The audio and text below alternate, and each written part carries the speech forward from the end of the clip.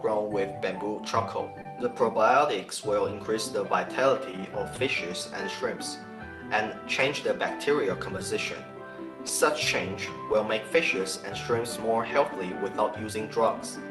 In the aftermath of typhoons, it can also be used to address the change of bacterial composition. With these natural methods, we can practice aquaculture in an environmentally friendly way, without overusing drugs or feed. It will create an economic benefit in the long term. As for poultry farming, we will ground bamboo charcoal into powder and spray it in the cage. This has a couple of advantages. Firstly, it can reduce odors. Secondly, it can suppress the growth of bacteria. Thirdly, it can help control the temperature and humidity. In such a natural way, we do not have to rely on drugs or chemicals or even special formulas. With only some simple and natural methods, we can make chicken more healthy. Growing up in a healthy environment, the chicken would taste better as well. This is a test of bamboo charcoal's electrical conductivity. Bamboo charcoal is calcined at various temperatures. The higher the temperature, the denser the structure. The denser the structure, the higher the electrical conductivity. Let us take a look at bamboo charcoal calcined at 400 degrees, at 600 degrees, and at 800 degrees. Actually, you can observe noticeable difference in appearance. There is obvious fiber structure at 400 degrees, a little less at 600 degrees. It feels a bit smoother. At 800 degrees, it feels most sleek, the most sleek one. Now, let's test its electrical conductivity. Okay, now, let's turn on the switch. The light bulb did not light up. So, this means that the 400 degrees bamboo charcoal, its structure is not dense enough to conduct electricity. Now, let us check the 600 degrees bamboo charcoal. We can see that the light bulb is light. This means that the 600 degrees bamboo charcoal, its structure can conduct electricity. Now, let us see the 800 degrees. The 800 degrees bamboo charcoal produces a brighter light bulb. This tells you that the higher the temperature, the better the structure, and higher the electrical conductivity.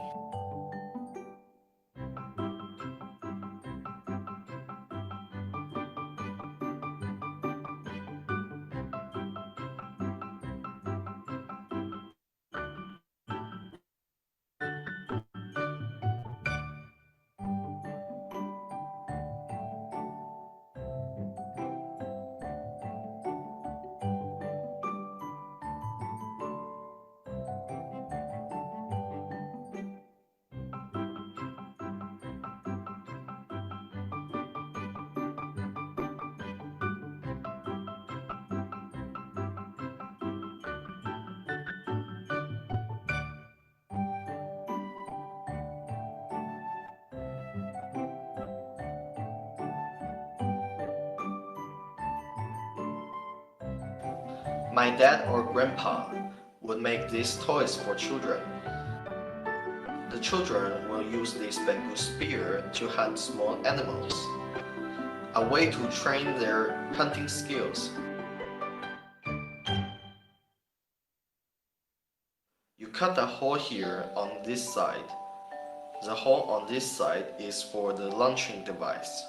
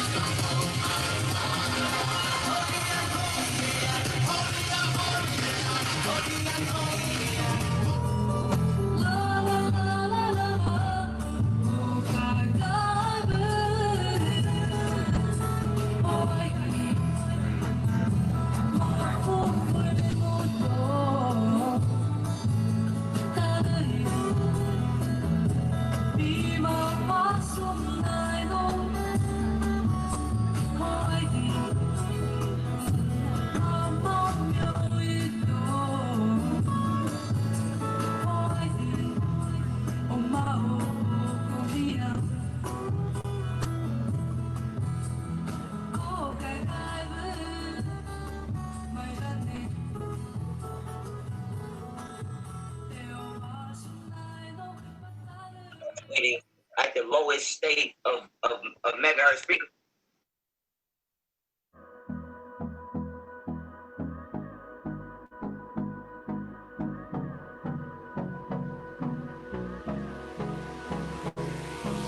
Hold me close till I get up.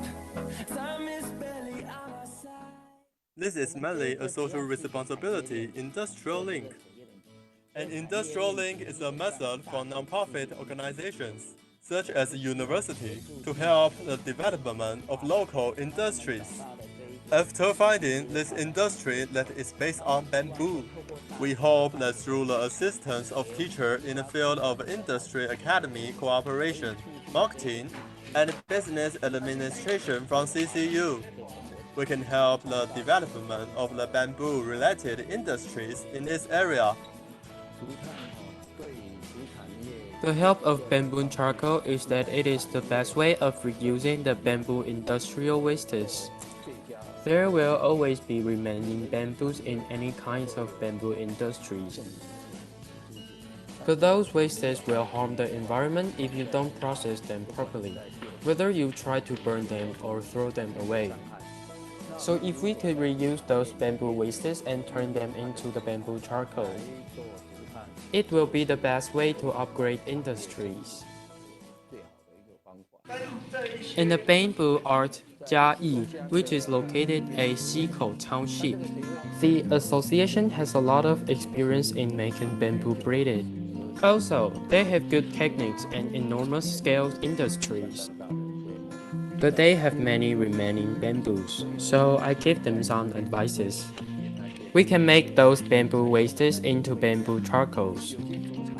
We can use the remaining waste of bamboo to replace the gas. For example, there will be some waste being produced during the process of sawing bamboos. We can make bamboo charcoals from those bamboo wastes. With those bamboo charcoals, first of all, they can be used as deodorizer. Second, bamboo vinegar can be used on keeping mosquitoes away. There's a positive help to the current working environment. The reason why the bamboo art Jiayi got involved with the turkey field is that the environment also has a turkey field, so we built an active carbon environment. The chicks started producing their own nano-active charcoal, starting from the chicks. As the result, about after a couple of months, the dosage of the turkeys had reduced, even being reduced to over 50%. How do we achieve these results? Because there were active charcoals, so the condition of turkey's intestines and stomach was improving. Secondly, if the turkey itself can become more healthier, then there's no need of drugs. So the disease reduced. That's the first reason. The second reason is the influence of the environment. The smell of the environment can be changed due to the help of the active charcoal, because there are mosquitoes and flies in the turkey field. And since we have the active charcoal in the field, the number of bugs are reduced along with the smell. Initially, the circular economy is an issue, but recently we can see that it really exists. It was this existing thing created our planet Earth. It's a whole new way of development. If Taiwan's technology development can let the bamboos be included in this circular economy, it will be full of infinite imaginations and possibilities. And this is what we hope when CCU executes this project. By paying more contribution to the Earth, we can also make the whole industries in Taiwan reach climax again with the help of the bamboo.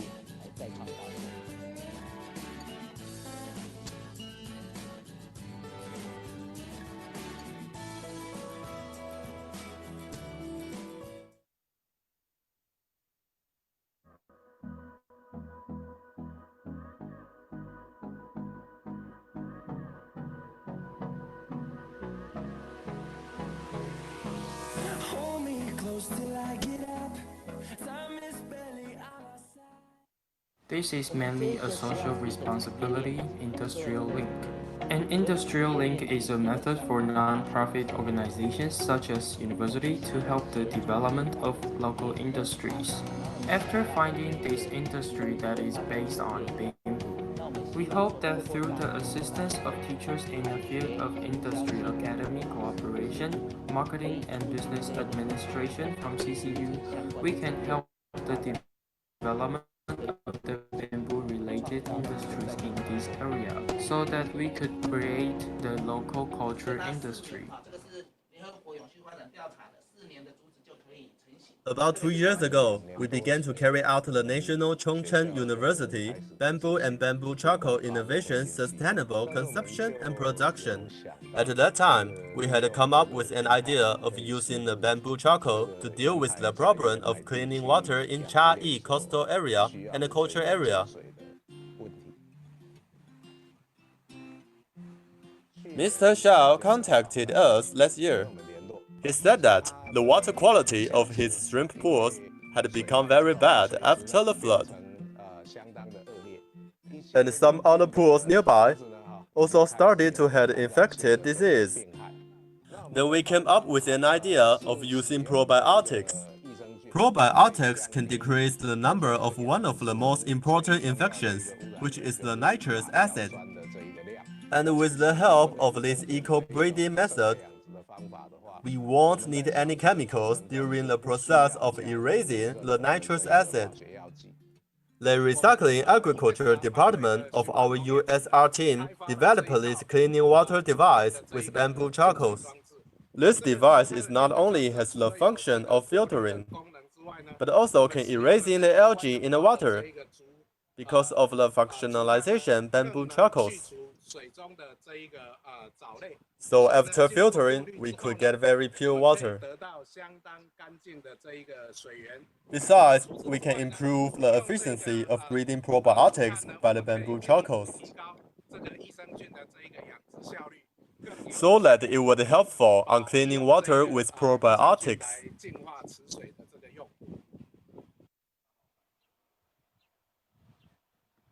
When I started breeding shrimp, about 1 or 2 years ago, I didn't get too much good result. One of my friends recommended me to come to Professor Wang in CCU for help.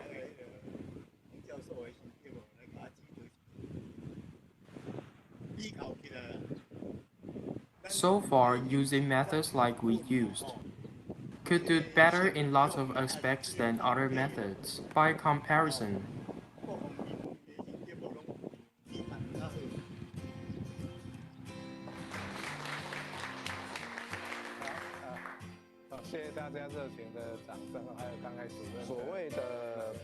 the so-called membrane science is the field that I do my research.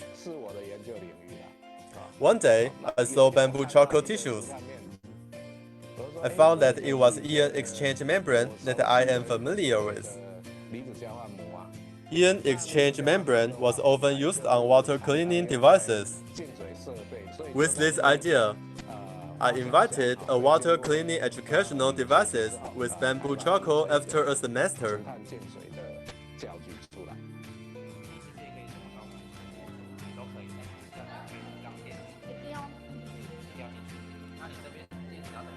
We went to many elementary schools and junior high schools to do the test teaching when we promoted this device.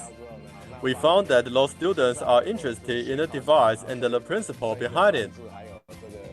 What's more important, the bamboo charcoal tissue that can clean water is produced in local factory. We knew that we could make those teenagers and students have interest in science if we make science more familiar to them. We think we are pretty successful so far.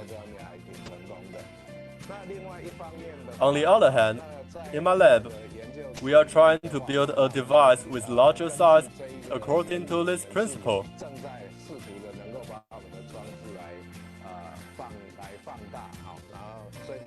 So we are actively progressed on both educational promoted and product researching. 喂。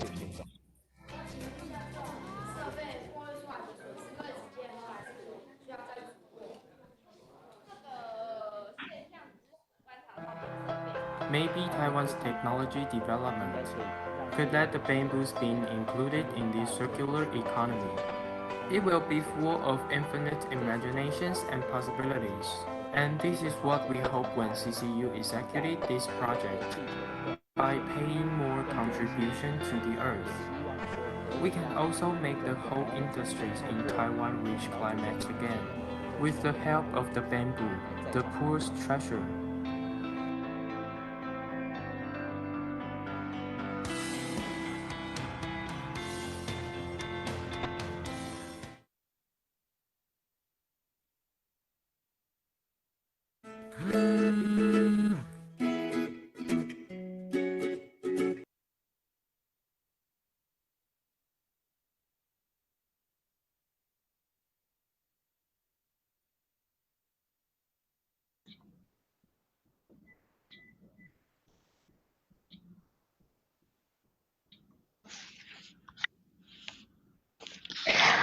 Ladies and gentlemen, welcome to 2020 India Taiwan Global Bamboo Tech Forum.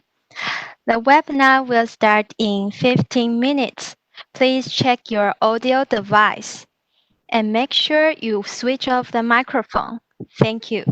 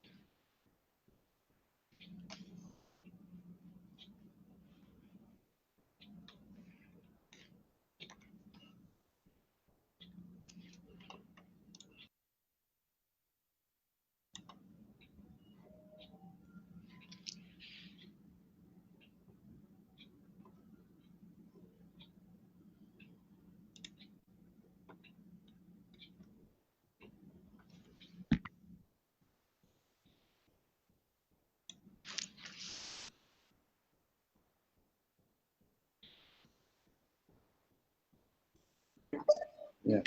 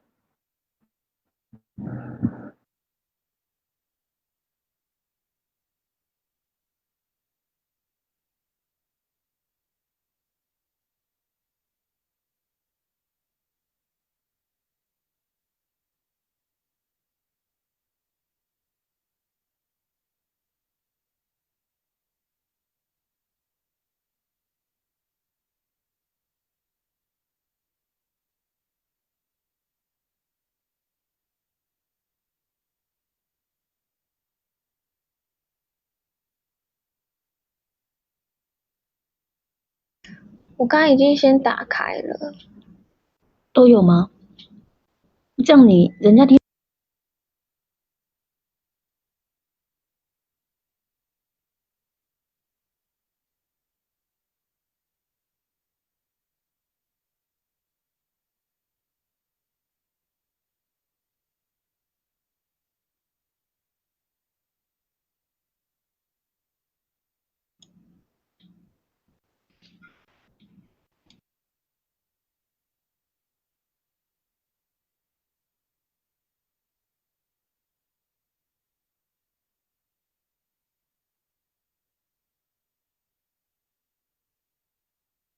这里。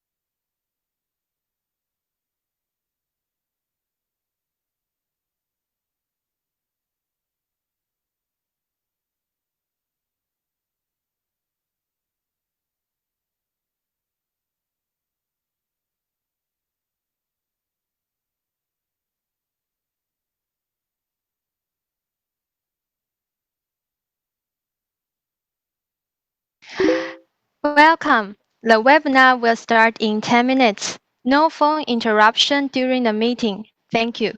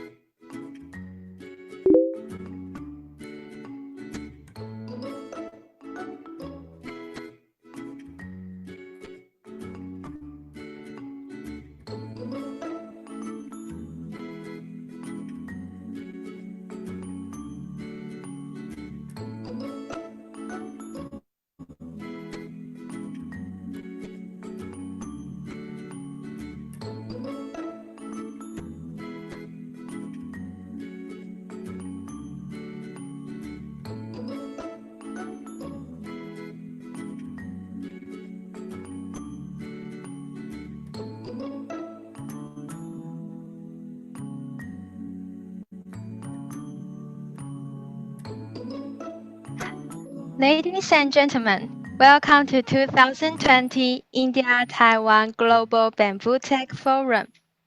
3 more minutes before we start. Please have your seat and switch off the microphone. If you would like to exchange business card, please leave message on message box. So let us wait for the webinar opening. Thank you very much.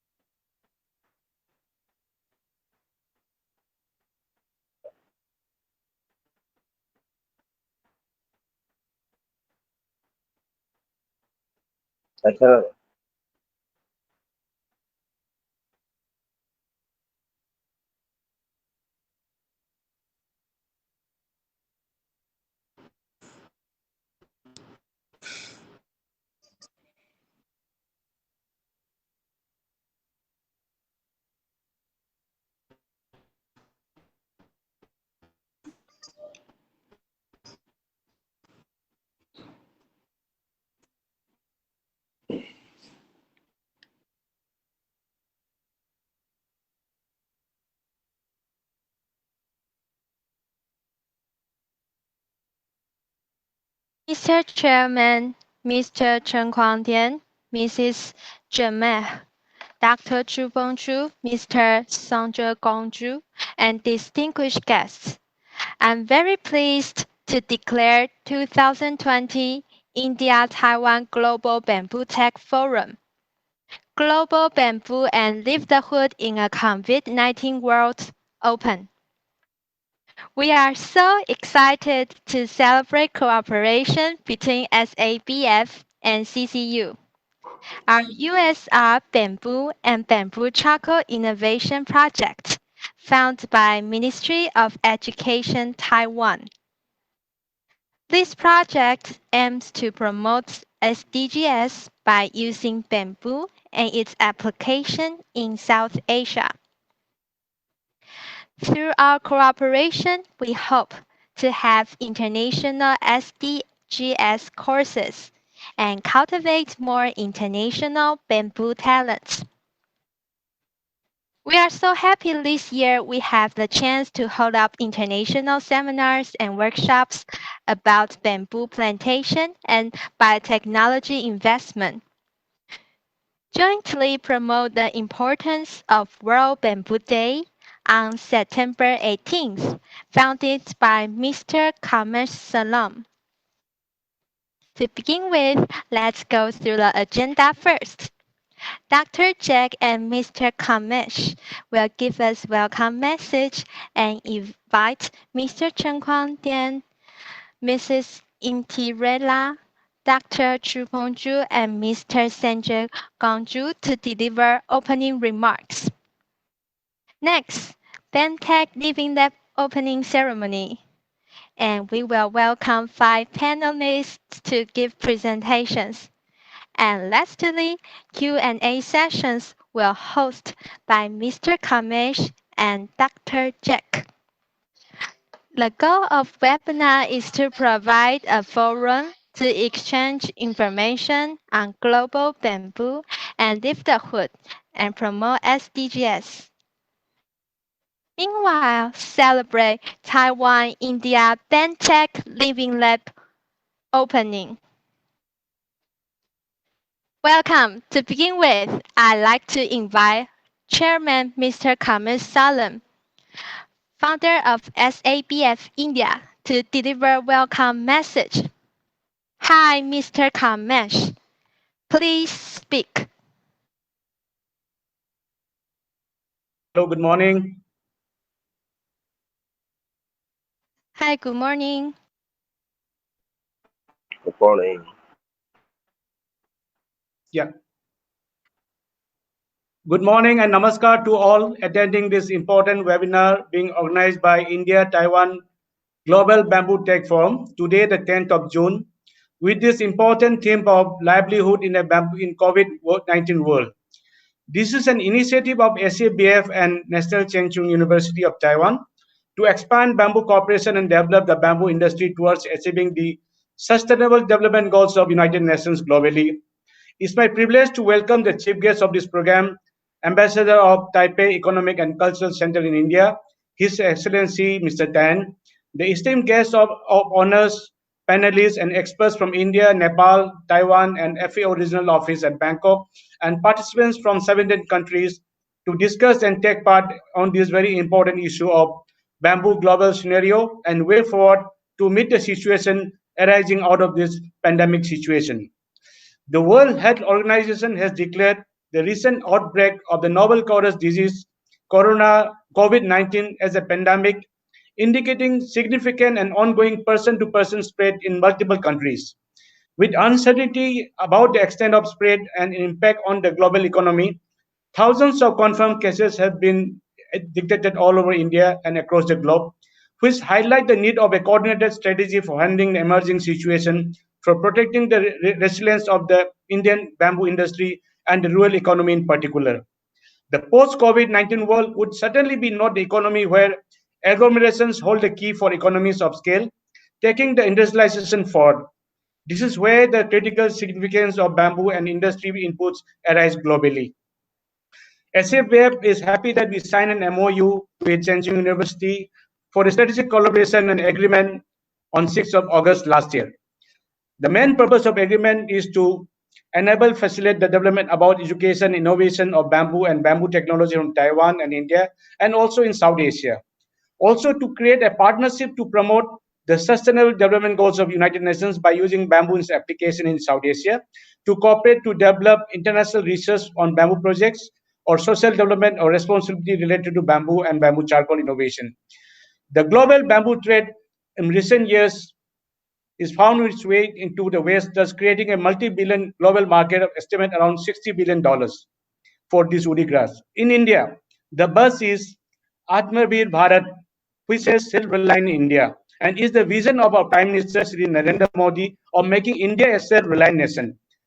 As a part of this Atmarbir Bharat package, numerous government decisions has taken place, such as change the definition of MSME, small and middle scale industry, boosting scope for private partnership in numerous sectors, increasing FDI in defense sector, and vision has found support in many sectors such as solar sectors, etc. Also for vocal for local, another slogan to promote indigenous products and bamboo fits very well, and we can explore this opportunity. Only yesterday, the government of India has announced many measures which aim at promoting local bamboo sticks by hiking the import duty for imported bamboo sticks. As today, so many countries are participating in this webinar, we can share our best practices and work together for a common goal of promoting this miracle grass called bamboo. Thank you all, and I welcome you once again on behalf of the India Taiwan Global Tech Forum to this webinar. Thank you so much.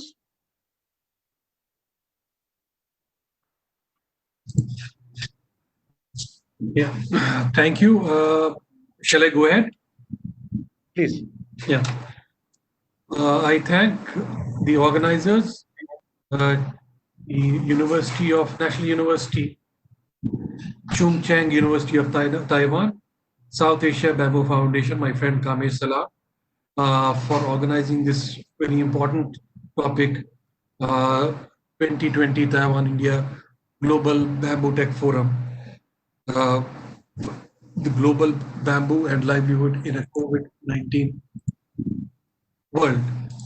So I think the topic is extremely important. I thankful to the organizers for inviting me.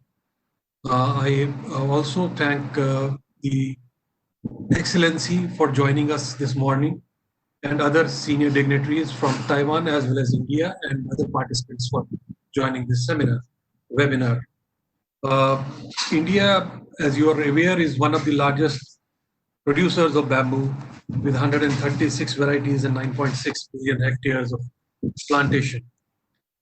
Though we claim to be one of the largest bamboo producers, but in terms of converting the bamboo into products and taking actual advantage of that huge resource, we do lack in certain areas. I think the quality of bamboo is so versatile that it can be used for hundreds of products. I think there are 1,500 uses of bamboo, and India is using most of those products for different categories, for different sectors. Though the full potential of the bamboo has not yet been realized, we have not been able to take that benefit out of the bamboo. So the areas where we lack, we may be producing the energy, we may be producing paper, we may be producing furniture, construction, handicrafts, so on and so forth. But unfortunately, the full potential of bamboo, which should be can be exploited, is not being fully done in India. And there is one area where we may have issues with regard to quality plantation and other things. But yes, one area where we lack is the technology and machinery, where I think Taiwan is already playing an important role with this India is concerned. We have been importing a lot of machines from Taiwan for processing the machines. In fact, I remember these bamboo agarbatti sticks, the sticks. We are importing a lot of machines from there, and there are other machines also we are importing from Taiwan. So the point is that if we have to unlock this huge potential of around 50,000 crore rupees, which is around $6.6 billion, so we need this technology where we need cooperation, extensive cooperation from Taiwan. And without taking much time, what I suggest is that we should create certain institutions. For example, I remember when I was working in FICCI, and Germany has been able to do well with India with regard to supplying of technology and machinery. That was due to certain institutions like GTZ, Indo-German tool rooms. They created that infrastructure and institutions in India, which helped in pushing the German technology into India. I somehow feel that though Taiwan is already working closely with India, we are doing around a trade of $7 billion. We are which is growing around 20% every year, and a lot of investment is coming from Taiwan. I think around 120, 130 Taiwanese companies have already invested in India. So this cooperation can further be, reinforced. Institutions like Teatra can further, give it a thrust and create these institutions. For example, like GTZ, the tool rooms, where these machineries can be, put on display or put on, available here, so that those who need such machines can at least go, see the demonstration, take the technical know-how, and use them for for processing the bamboo. So uh, I think post-COVID, India, as Kamesh rightly said, the Prime Minister has announced that we need to be self-reliant, Atmanirbhar Bharat. We need to create a lot of investment in India. Manufacturing has to be strengthened. So I think Taiwan will have to play one role, that too in areas like bamboo. I think these are with these words. I welcome you all, and I'm sure the experts which we have today, leading experts from different countries, they will surely enhance our knowledge. They will increase our knowledge and share their expertise, which will be beneficial for this forum, and as well as the for a long-term cooperation between India and Taiwan with respect to bamboo. Thank you once again. So I'll hand it over back to the host. Next, may I call upon Imtila Jamir, who is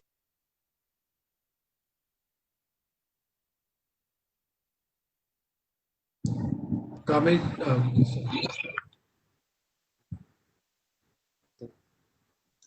Hello, am I audible? yes. At the outset, I want to thank India Taiwan Global Bamboo Tech Forum for South Asia Bamboo Foundation and National Chongqing University Taiwan for inviting me. My special thanks to Ambassador Chong Quang Tin of Taipei Economic and Cultural Center in India and International Cooperation and Development Fund Taiwan for taking the initiative for the proposed Nagaland Taiwan Bamboo Technical Cooperation, which will soon start in Dimapur, Nagaland with ICDF Taiwan and NBDA. It is a 3 years project and aimed at technical expertise on pilot bamboo plantation on 50 hectares intensive plantation, training of farmers on bamboo cultivation and management target of farmers, training on bamboo skills on new bamboo product with Taiwanese experts to develop new product lines, develop market, both national and international market. MOU is expected to sign once the current pandemic situation is under control. As such, we are planning this cooperation by the end of this year. NPDA invites all to join this cooperation with Taiwan, taking place for the first time in India under technical cooperation, which is also endorsed by the National Bamboo Mission of India. Thank you all once again.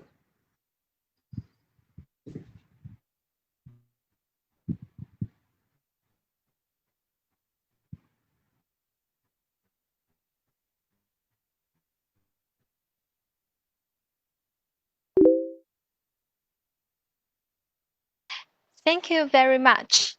So next, we will have Dean Research and Development of National Chongqing University, Dr. Jack Wang, to have welcome message. Please welcome Dr. Jack. Welcome. Thank you. Thank you for the distinguished guest speakers, the friend to participate the wonderful event. My name is Jack Huang from National Chongqing University, Taiwan. And this project is a part of our USR, University Social Responsibility Project in Taiwan. And we are very lucky and happy to have met a group of bamboo lovers in India last year. And we joined together to make this Living Lab project work together. The Living Lab is one of the training center and the hub for Taiwan and India. We can work together to invite more people to learn how the bamboo technology and contribute to the societies. I would like to take this chance. Also, thank you for my group of friends from the India IT robot to join the event. Last year, we have the Taiwan India AI Research Center open in IT robot Punjab, India. And this year, we have a new living lab open in the Northeast India. It is a wonderful event and can have help for the National Zhongzhen University in Taiwan to cooperate with India more in-depthly. And especially, I would like to thank for the Ambassador 10, because last year I met Ambassador 10 in New Delhi in January, and we talked about the bamboo. He became the matchmaker to introduce Kemash and the group friend in India. We worked for almost 1 year to discuss both sides how we can together to contribute to the societies. And we are almost reached there. Let us, in the finally, I'd like to introduce Ambassador to give us an open remarketing. Let's welcome Ambassador 10.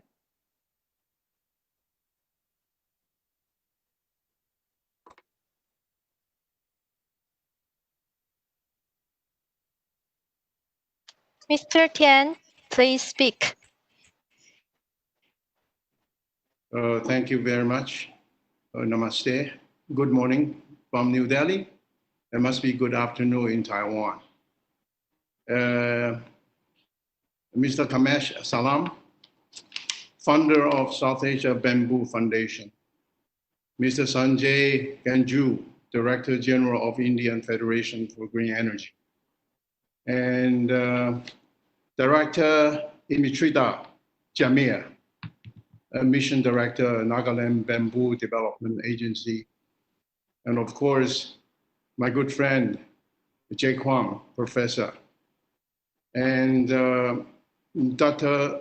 Tu Jipong, Director General, Department of International Cooperation and Science Education, Ministry of Science and Technology. All the participants from 18 countries, I suppose.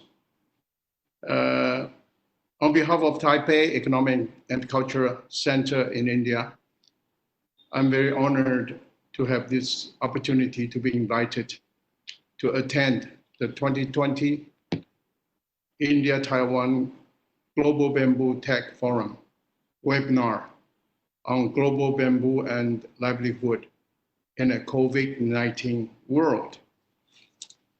I would also like to take this opportunity to congratulate National Zhongzhen University and the South Asian Bamboo Foundation on this unveiling ceremony of the Taiwan India Bamboo Tech Living Lab.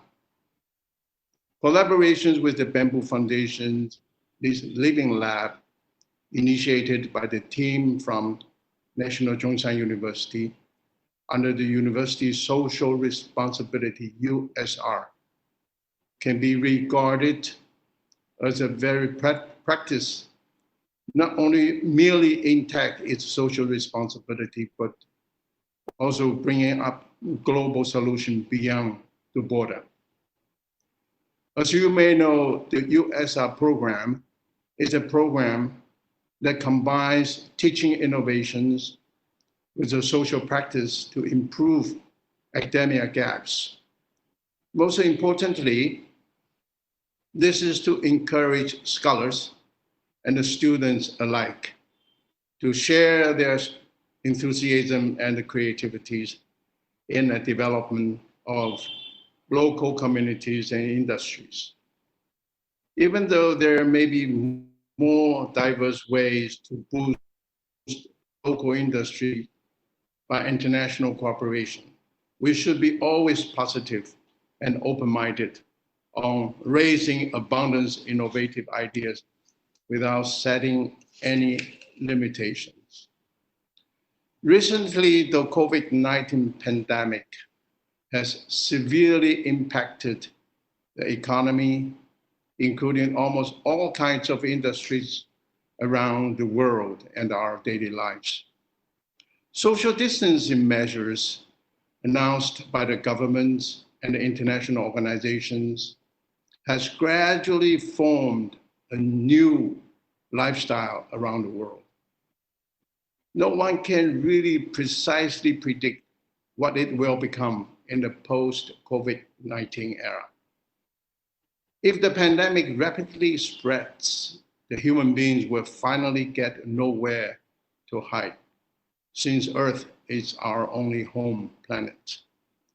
Therefore, with the increasing demand on the resources on Earth, it comes to my mind that maybe it is the perfect timing to rethink the relations between our human beings and the ecology. So do we also need social distancing to keep us from our environment? So last year, the World Bank estimated that about 3.9 million square miles of forest had been lost since the beginning of the 20th century. In the past 25 years, deforestation is about 500,000 square miles. There's an area bigger than the size of South Africa. In other words, every second, a chunk of forest equivalent to the size of a soccer field is lost. Thus, it is important for us to find the alternative instead of worsening the current situation.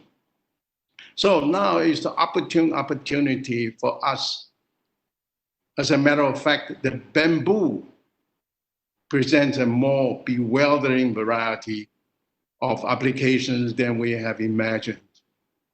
First of all, I would like to roughly talk about the differences between bamboo and wood. Bamboo, a native plant to tropical regions with heavy rainfalls, needs little maintenance to farm as it doesn't need any pesticides to grow. It takes in carbon dioxide and produces up to 35% more oxygen than its tree equivalents. There are over 1,200 species of bamboo in existence, and most are highly adaptable. Bamboo grass stalks can grow very rapidly. Some types attain full height in just 3 to 5 years, compared to bamboo. A hardwood tree can take upwards to 20 years or more to reach full maturity and be ready to harvest. Secondly, bamboo is all natural. It can be recycled and it's biodegradable. Using specific techniques and machinery, a properly implemented processing regime allows nothing goes waste. All parts of bamboo columns are utilized for optimal efficiency and benefits. For instance, shoots can be eaten by humans as vegetables. Middle parts can be processed into laminated furniture. The top parts of the scaffolding and the leaves for medicine. We also can find bamboo coffee cups and bamboo alternatives to plastic straws, plus clothing, flooring, and of course, toothbrushes. The total world market for bamboo is worth nearly $7 billion per year, with handicraft taking up to 40%. Improving the development of bamboo, not only creating huge business opportunities, bringing the prosperity for local bamboo industries, but also slows down the speed of the disappearance in precious forests. I believe that is Living Lab can strengthen the network and bring us to brand new perspective. Taiwan has a good bamboo technology and industry. His Excellency Nipiu Rio, Nagaland Chief Minister, invited me to have a meeting on the 29th May last year. In the meeting, we decided to have bilateral cooperation to develop Nagaland bamboo industry. Nagaland Bamboo Development Agency is an agency in charge of Nagaland bamboo industry. NBDA brought bamboo machine from Taiwan in early 2019 and invited the Taiwan bamboo delegation to visit Nagaland to help to develop its bamboo industry from 8 to 15 December 2019. The delegation visited Nagaland Bamboo Development Agency, bamboo fields, bamboo factories, procession of products, bamboo artisans, and at the market. Our delegation produced its evaluation report after their visit.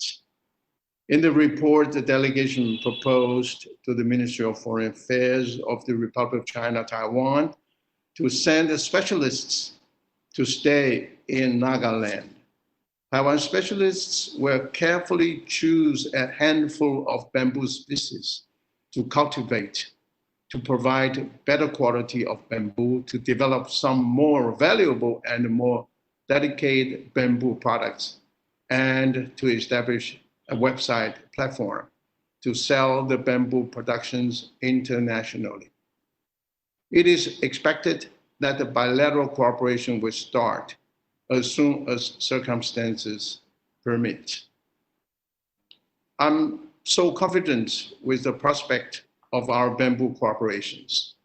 Our cooperations will promote livelihood through empowerment of farmers, elevations of artisan skill, capacity buildings of entrepreneurs, not only in Nagaland, but in some other East North states of India. Our cooperation will contribute to the sustainable development for Nagaland bamboo industry. To conclude, I would like to wish both National Zhongshan University and South Asian Bamboo Foundation a bright future in the cooperation. I would also like to take this opportunity to wish each and every participant to stay safe, to have a healthy life, and look forward to seeing you again. Thank you.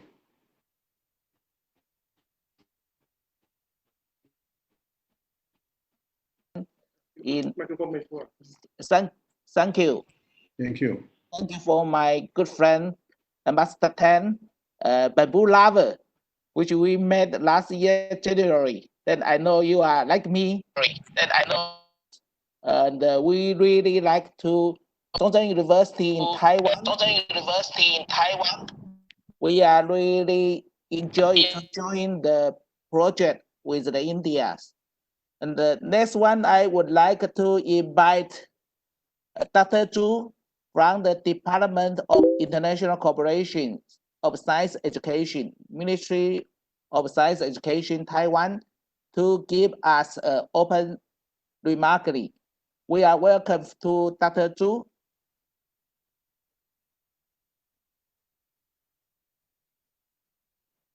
Dr. Chu, please speak.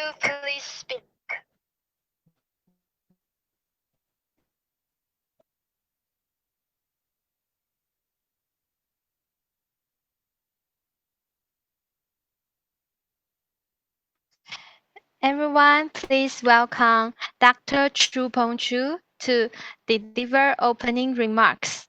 Dr. Chu, please speak.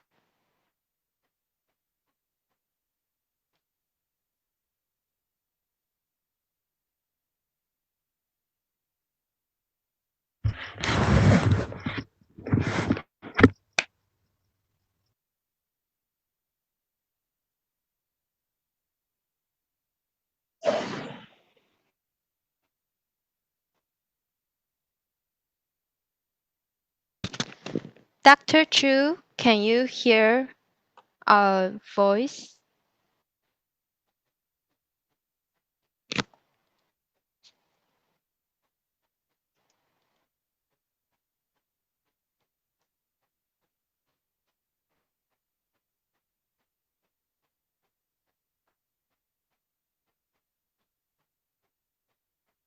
没有，他是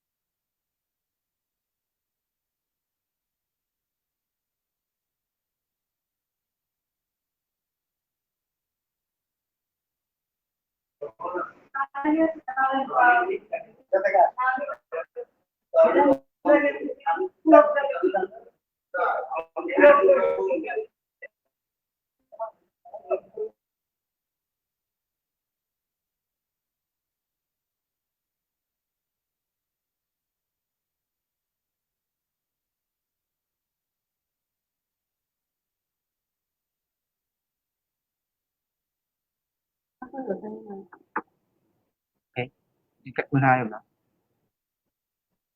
有没有声音？他有没有讲话？他没有讲话，他没有声音。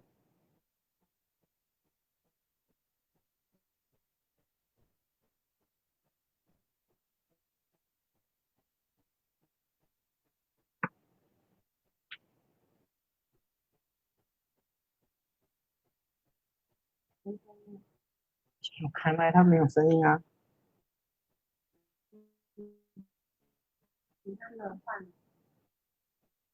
把耳机拔掉。他有没有其他的麦？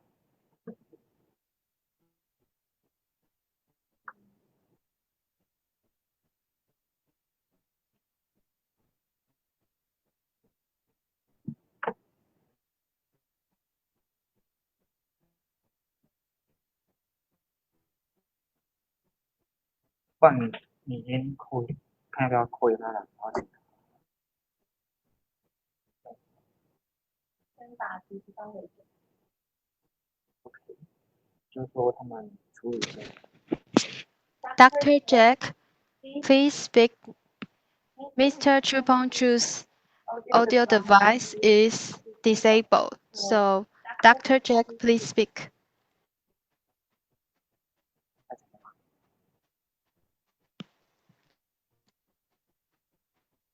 So we will wait a second for Dr. Zhu to come in again for sort his audio problems. So Linda, I think we go to next programs to do the open ceremony, then wait for the doctor to come in, then let him have a speech. So can you start our video? Okay.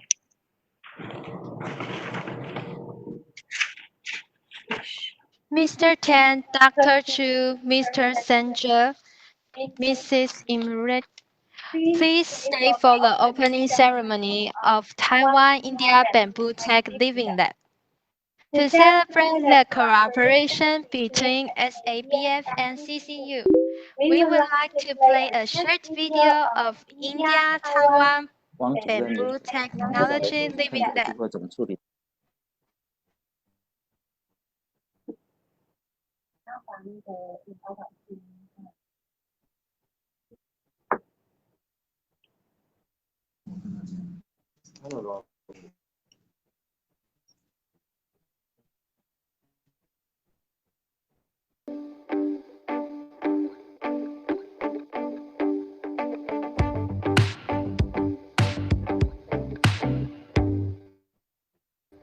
India Taiwan Bamboo Technology Living Lab has built up to cultivate international bamboo industry talents and establish new bamboo value chain in 2020.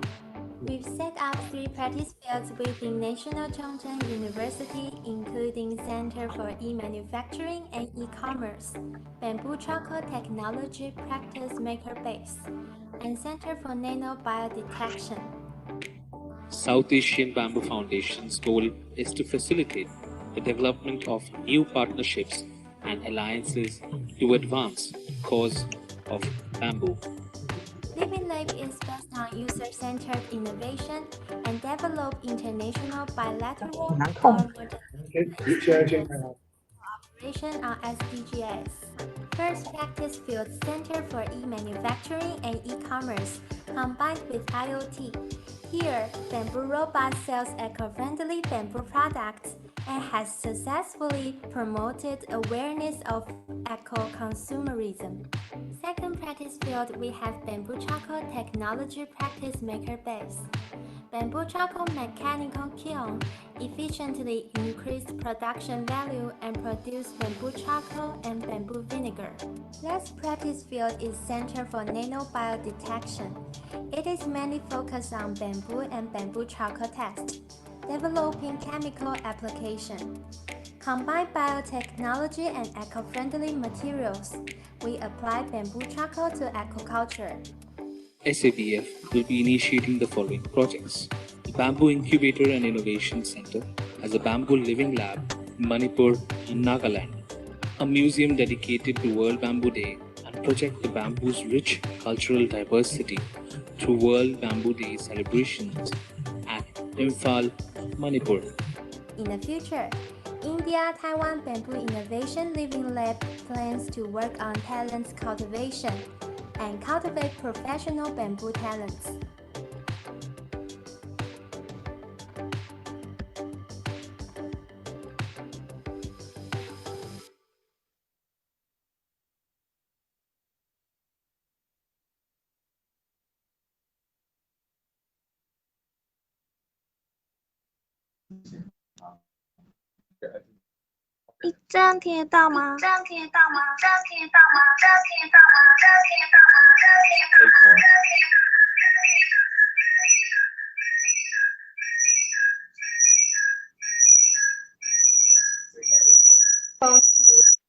Deliver opening remarks. Dr. Chu Peng Chu. Yes. Okay. Okay, we can hear you.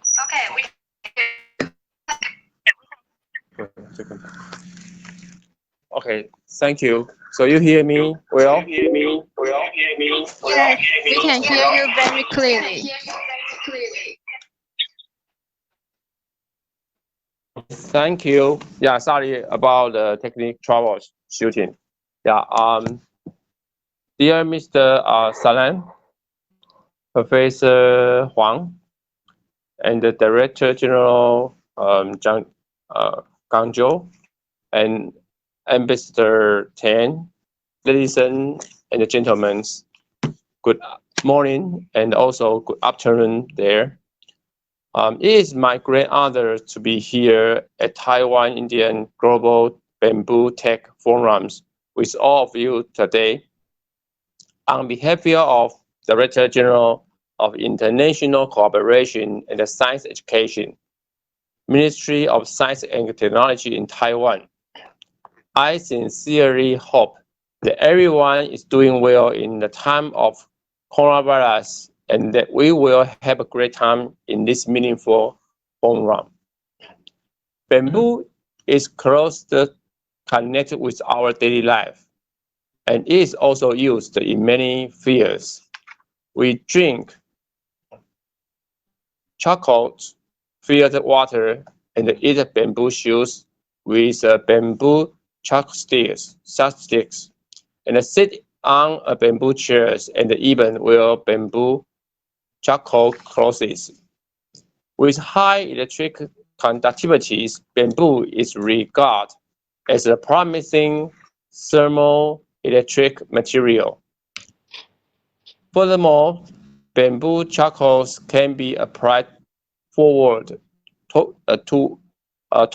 feeding animals and taking care of plants to improve their growth performance. It is crystal clear that the applications of bamboo has been highly valued in the world, focused more on green economy. However, due to the COVID-19, the development of the bamboo industry faces more difficulty this year. In this great meeting, we will advance the bamboo technology and innovation through industrial academia researches and share ideas from political experts without borders. There are essentials for making the new development of the bamboo industry brighter. Let's work together to cultivate the bamboo industrial talents and the innovations to make a big breakthrough. I wish today's front runners all the success. Thank you very much.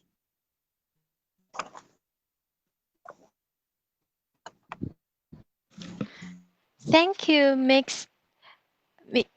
Thank you, everyone. So, the following we will continue our Bamboo Tech Living Lab opening ceremony. Ladies and gentlemen and distinguished guests, let us count down for opening of Bamboo Tech Living Lab. Please, after countdown, Dr. Chu, Mr. Tian, Mr. Songzhe, Mrs. Imchirena, and Mr. Kamesh, Dr. Jack, please, and distinguished guests, please pull the drawstring on the screen. Let's count down. 5, 4, 3, 2, 1. Very pleased now in Taiwan BIM Technology Living Lab opening.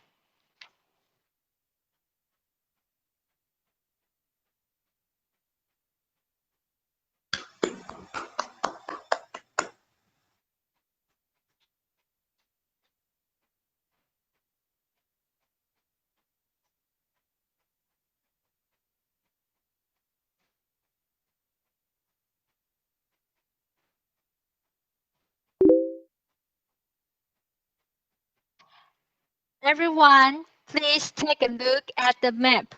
The green area is the bamboo plantation around the world.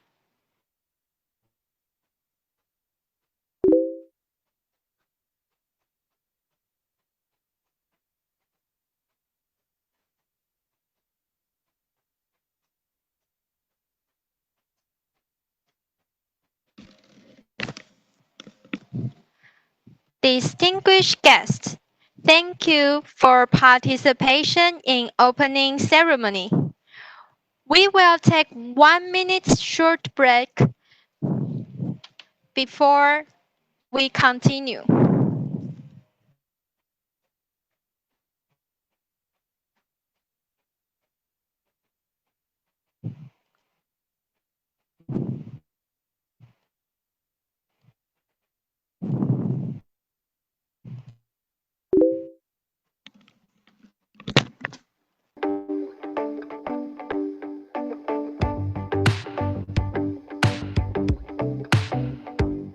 India Taiwan Bamboo Technology Living Lab has built up to cultivate international bamboo industry talents and establish new bamboo value chain in 2020. We've set up 3 practice fields within National Chongqing University, including Center for E-Manufacturing and E-Commerce, Bamboo Charcoal Technology Practice Maker Base, and Center for Nano Biodetection.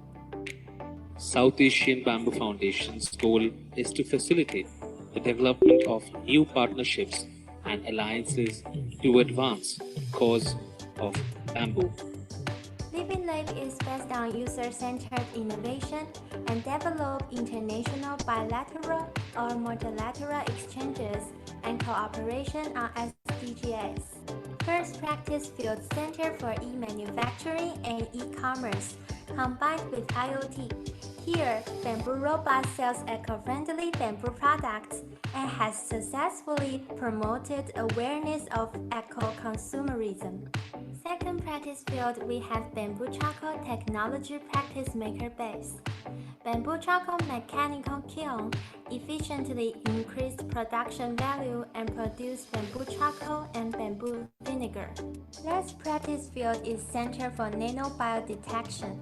It is mainly focused on bamboo and bamboo charcoal test, developing chemical application. Combine biotechnology and eco-friendly materials. We apply bamboo charcoal to aquaculture. SABF will be initiating the following projects. The Bamboo Incubator and Innovation Center as a Bamboo Living Lab in Manipur and Nagaland.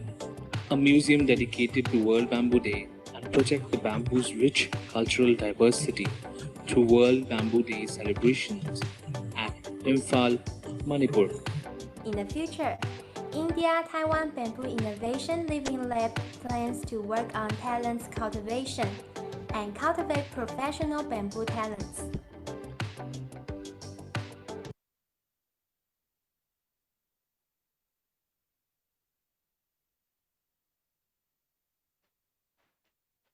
Ladies and gentlemen and distinguished guests, 2020 India-Taiwan Global Bamboo Tech Forum will be hosted by India Chair Mr. Kamesh Salem and Taiwan Chair Dr. Jack Wang.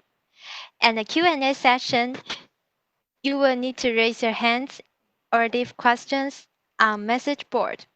And make sure you include nationality, name, and department. You can also assign speakers to answer. So first, please welcome Mr. Kamesh Salem. Mr. Kamesh, please speak. Panelist session now, and the first speaker is Mr. Marco Piazza. He's a forestry officer of FAO Regional Office for Asia and the Pacific, a national forest monitoring and REDD team, over 15 years of experience with international organizations in the field of forestry and natural resource management on projects for international development. Core expertise in the area of forest and land use inventory and REDD. Also committed person towards promoting bamboo. I had more than 15 years of associating since the EU bamboo projects and UNIDO. So I call upon Mr. Marco to speak on the FAO's work on bamboo. Mr. Marco, please.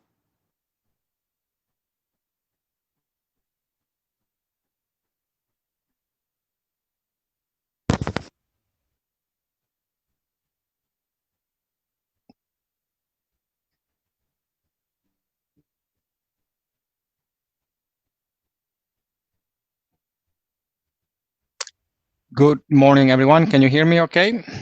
Yes, we can hear you.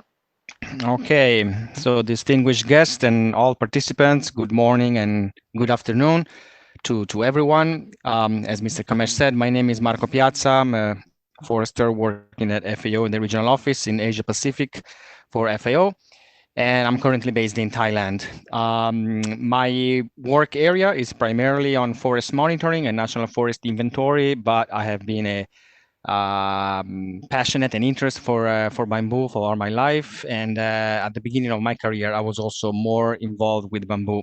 So I'm very, very glad to be here and grateful to being invited to this webinar. So in my presentation, I would like to share a few slides focusing mainly on 3 points.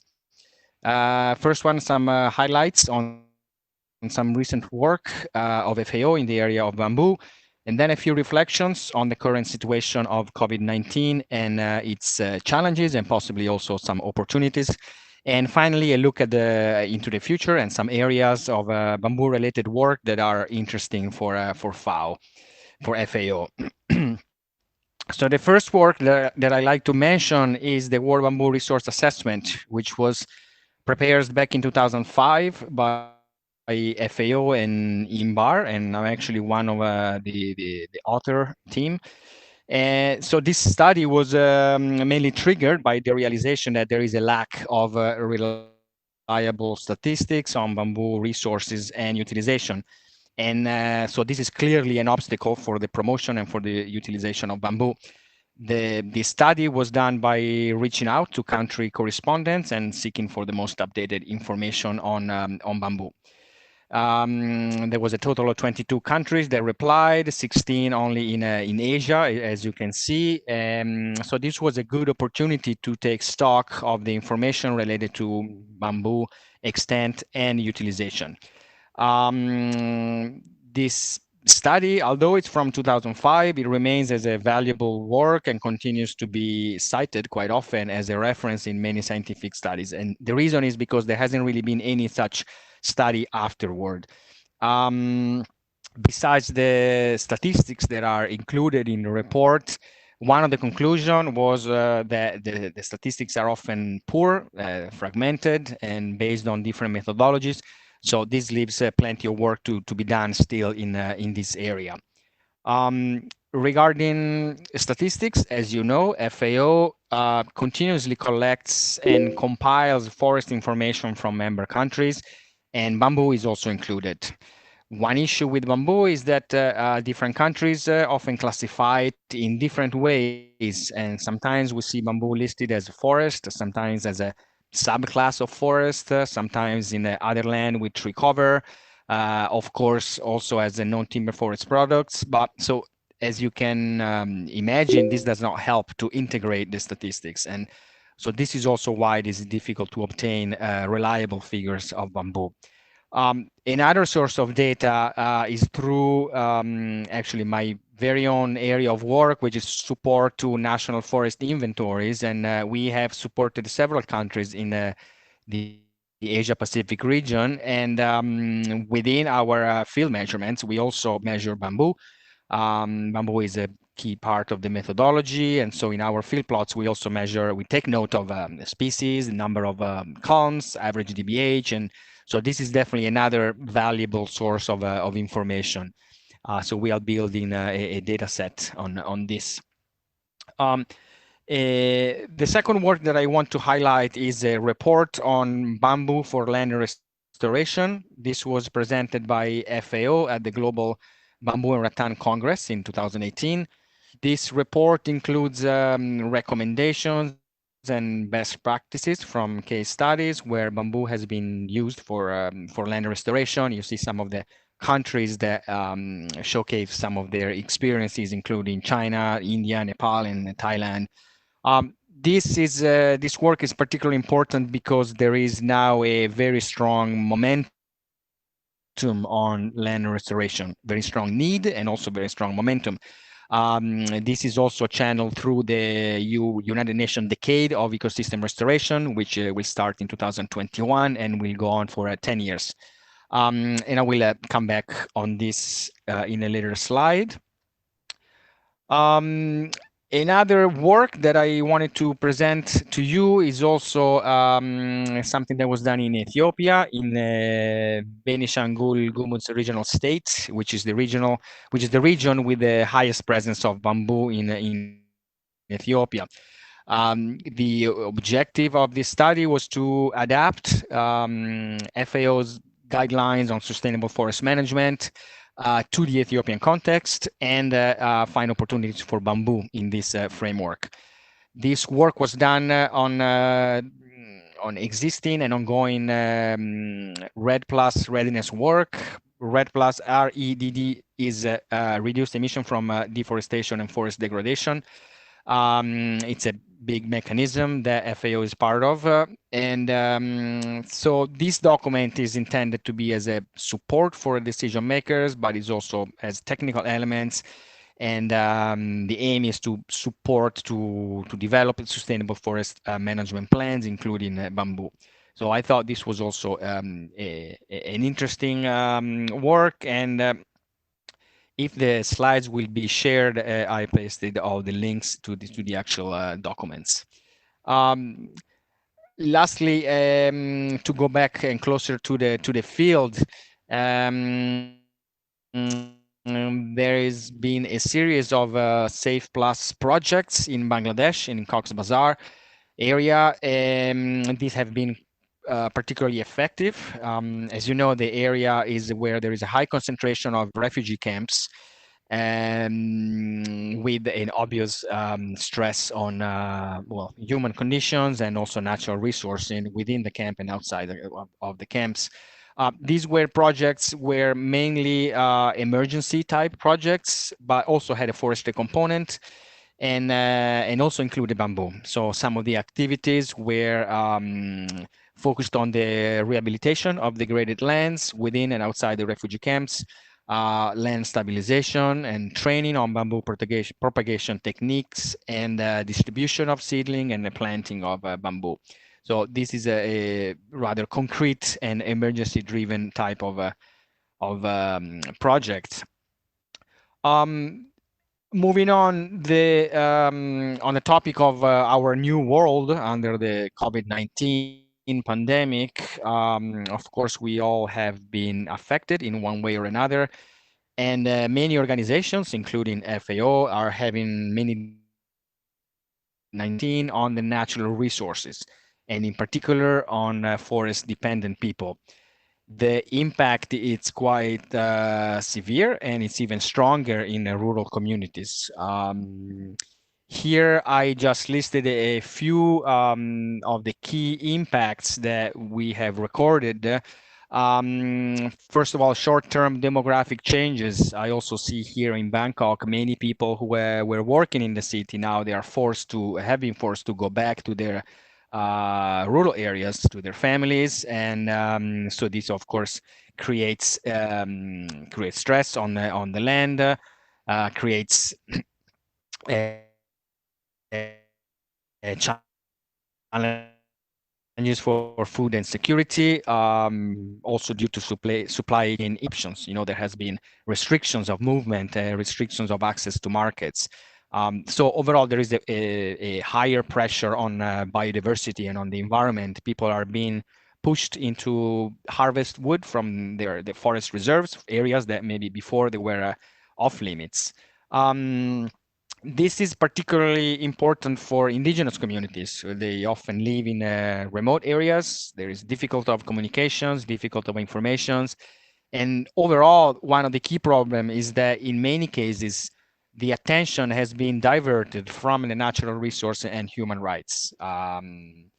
In this type of emergency situation, the natural resources conflicts are increasing, and as a result, some of the government, some of the private sector, military groups are all taking advantage of COVID-19, and they tend to ignore the rights of poor people, of indigenous communities, as well as environmental laws, because now the stress is all on COVID-19, of course, rightly so. But this is the situation that we have been recording. Of course, in our thinking, and it's not just us, of course, many other organizations, many other people, there is also the drive to look at this situation from also a positive angle. The general feeling is that we could learn also from the current situation and think of new models, think of different ways of interacting with the natural resources. I'm glad also His Excellence Ambassador Mr. Tien was underlined this, the fact that there could be new ways of interacting with the natural resources. That, of course, this topic is very complex, but one trend that is emerging is a renewed consideration for community forestry, agroforestry system, a push to design local solutions, local strategies, and the role of forest and farm producers, producer organizations. It's likely, and it's already likely to increase in terms of importance. So the question in this context, of course, is what is the role of bamboo? What role can have bamboo in this? I think that here we all agree that bamboo goes very well with the opportunities listed here, and that bamboo has already proven to be very important and very effective in this type of context. But it's on this very point that I'm very interested to hear also from you and from other experiences directly from the field.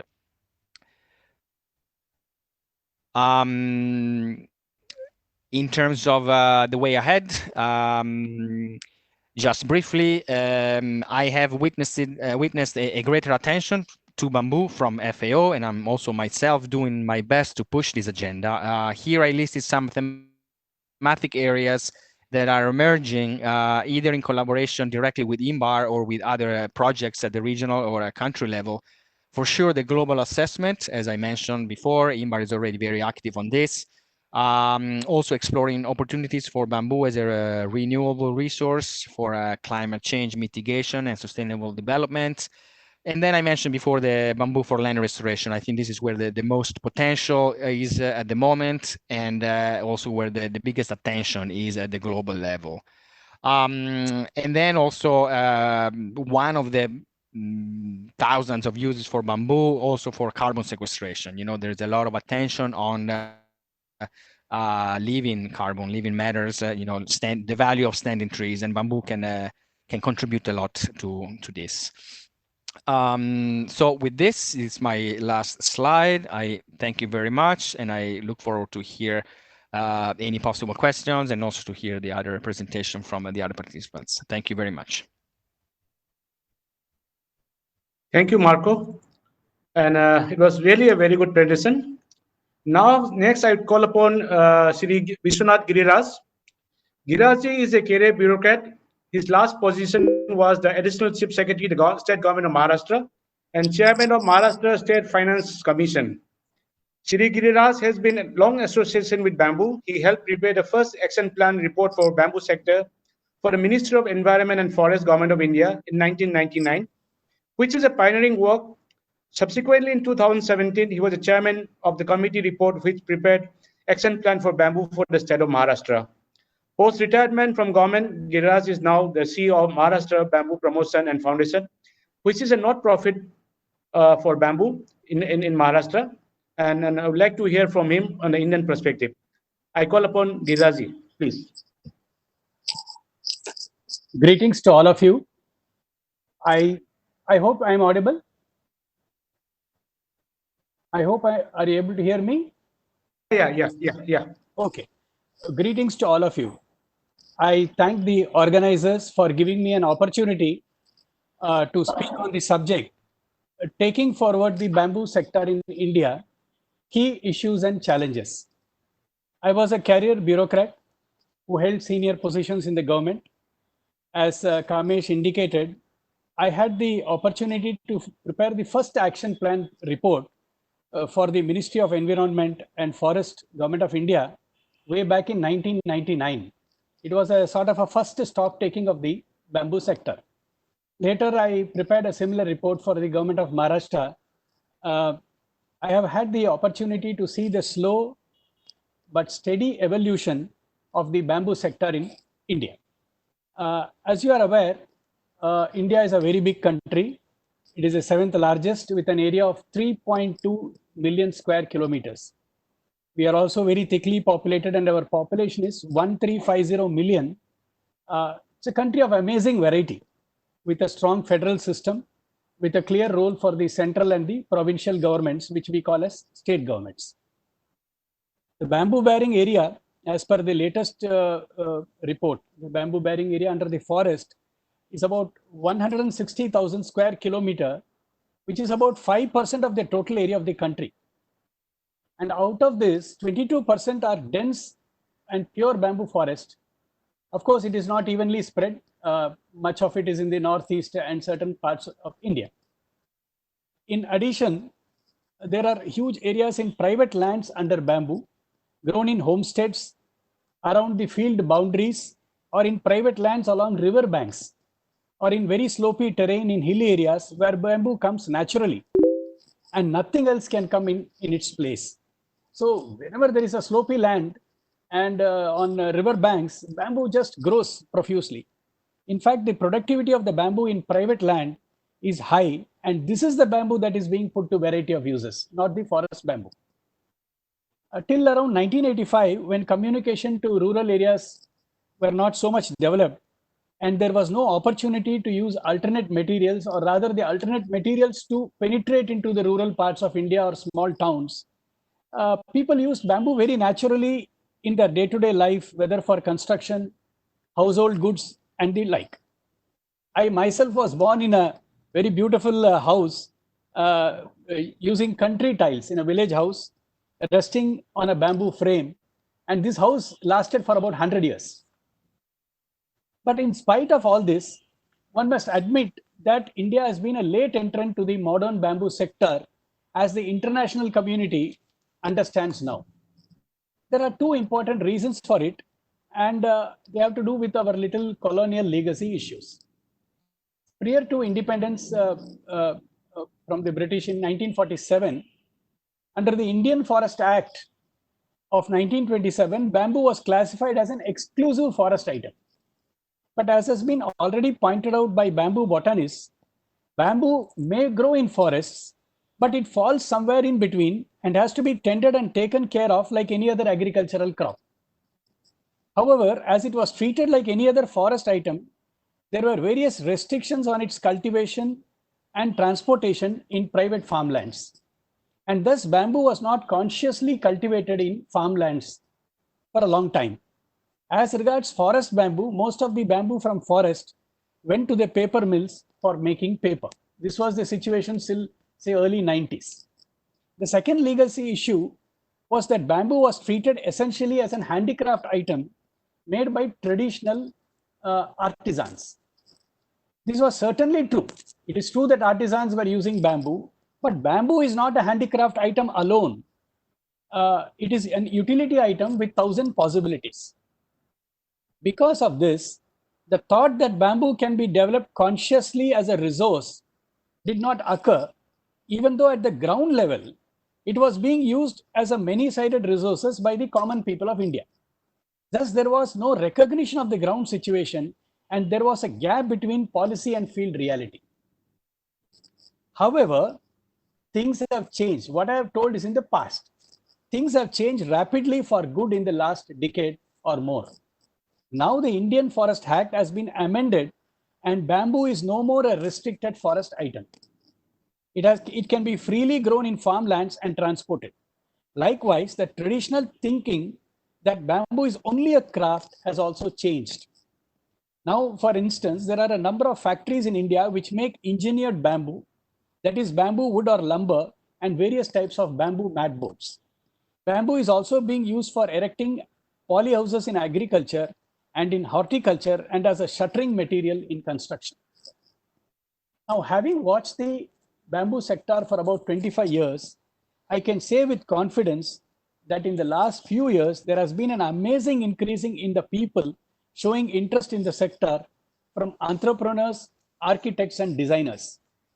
In fact, we have been having a series of webinars during this lockdown period, and the response has been beyond our expectations. I mean, those who are in the bamboo sector can vouch for it. There has been a substantial increase in small and micro enterprises in this sector, though we have a long way to go. One reason for the growing attraction with bamboo is the increasing concern about climate change, environment, and need to have a sustainable lifestyle.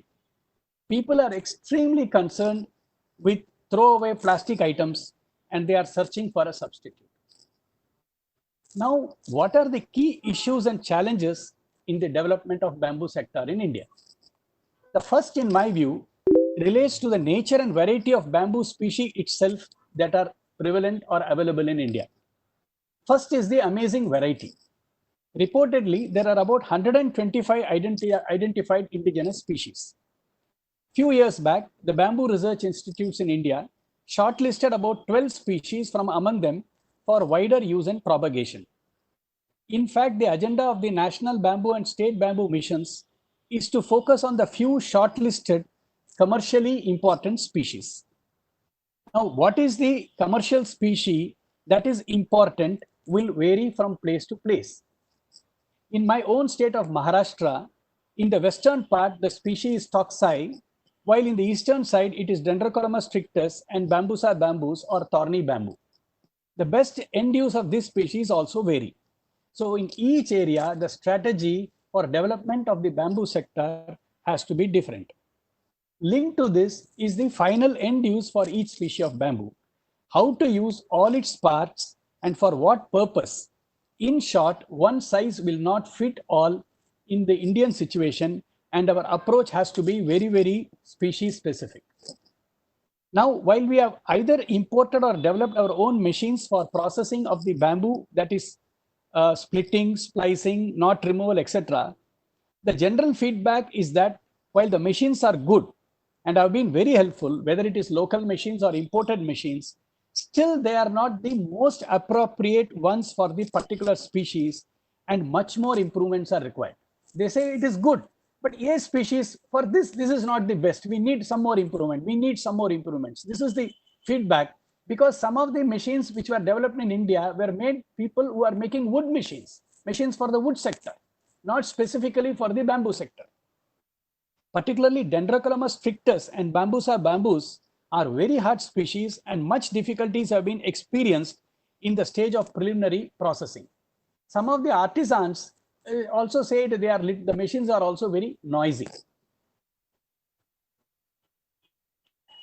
The second issue, I first spoke about the issues relating to the species in India. The second issue is to overcome the image of bamboo, that is certain perceptional issues, like that it is a poor man's item, that it is a temporary structure. Thankfully, the perception is very fast changing. As I said earlier, due to environmental concerns, people, at least the more sensitive ones, are willing to use bamboo more and more. But it has to be made more aesthetic and design friendly. There are also some issues like that a bamboo structure is temporary while a cement structure is permanent. Therefore, banks are reluctant to give loan for constructing a bamboo housing, for example. These are internal issues, and I hope we will get it sorted out in our coming years. These we have to address within our country. The third challenge relating to bamboo is what I call is very important: proper positioning of bamboo in the market. Decades back, people used bamboo because there was no competing material in rural areas and it was easily and naturally available. Now, for everything, there is a competing material and maybe at lesser cost. Therefore, there is need to precisely position bamboo for such items and locations where it is cost or technically advantageous compared to any other competing material. For example, in the Indian context, in the housing and construction line, bamboo has natural advantage in earthquake-prone zones, seismic zones, high altitude zones, or steep slopes where it is difficult to transport cement or bricks, and also in coastal zones where there are certain restrictions on construction up to 500 meters from the coastline. And cities also, lot of permissions are required for permanent construction, whereas making additions or alterations through bamboo is treated as a temporary work. So we have to position in these gaps and quickly develop the bamboo sector in India. Thus, a study is required in each area to see how bamboo can be a better substitute, taking into account cost and other considerations. The fourth challenge, and one of the most issues we are addressing in India, is the development of bamboo business ecosystem. As I mentioned earlier, for various reasons, the bamboo ecosystem could not develop earlier. A bamboo ecosystem consists of producers, purchasers, traders, farmers, suitable machines for processing, suitable trained manpower for the sector, treatment of bamboo, product designers, architects, and favorable rules and regulations, and important facilities for bank credit, whether it is fixed capital or working capital, taxation policy, and so on. Here there are gaps at present, and we are addressing it. For instance, for the human resources, we have opened a 2-year post-school technical course in bamboo in Maharashtra, the first of its kind in India, to address the human resource requirement for the bamboo sector when it will develop in the coming years. We are trying to work with financial institutions so that financial norms are in place for giving working capital and loans for bamboo units. Today, such norms are not yet in place. Now, this brings me to the organization which I am now working as a CEO, Maharashtra Bamboo Promotion Foundation. It is created by the state government of Maharashtra and a renowned private trust, but it is autonomous. When I studied the bamboo sector in India, I found that there is an institutional gap for promoting the bamboo sector, like the observation about GTZ, which filled one institutional gap when the Germans tried to share their technology with us.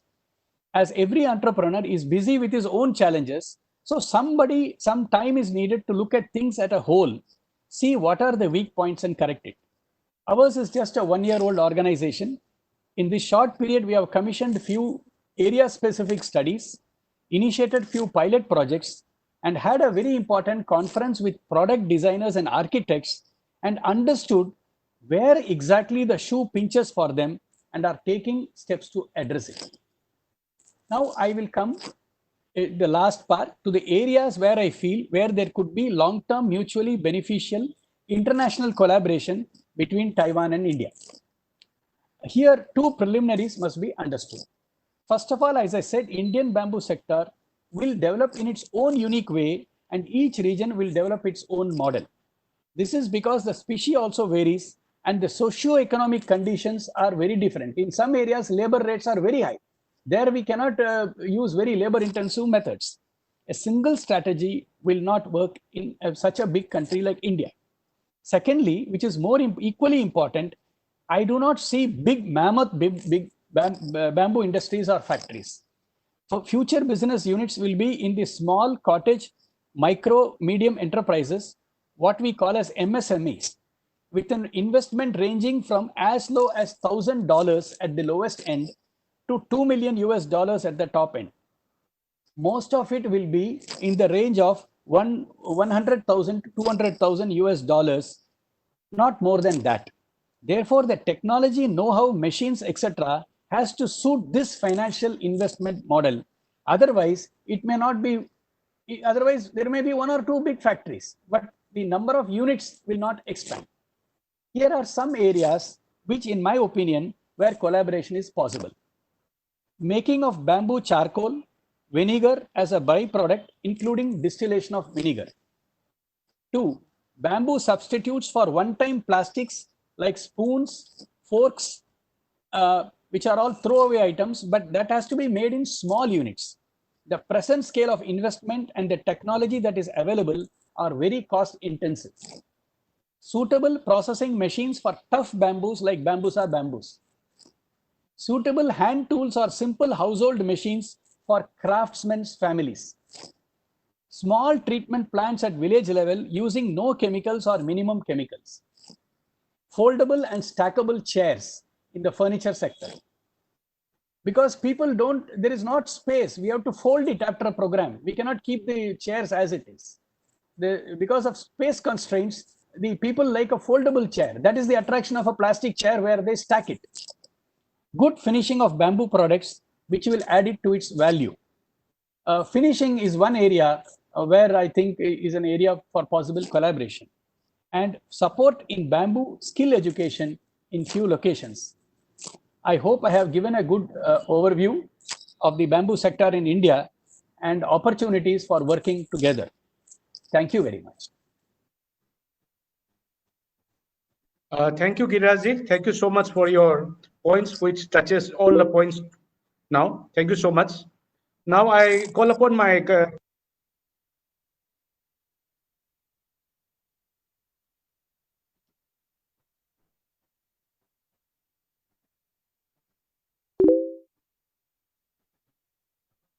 Dr. Jack. Okay. And we would like to invite Taiwan Chair Dr. Jack Huang to introduce the following panelists and distinguished guests. Dr. Jack, please speak. Thank you. Next sections, I would like to introduce one of Professor Dr. Shaojun Wang from National Zhongzheng University, Taiwan, to give a speech. Dr. Wang received his PhD from University of Michigan, USA. After that, he worked for the big pharmaceutical company Pfizer as a researcher. He came to Taiwan to join with us for this bamboo team. And his talk, he will share his experience by using bamboo charcoal to fight hunger. Let us welcome Dr. Wang.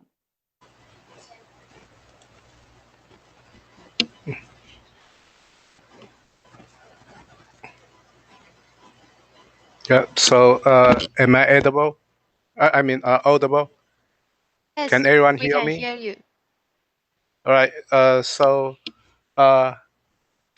how to take over my screen? I would like to show my slides.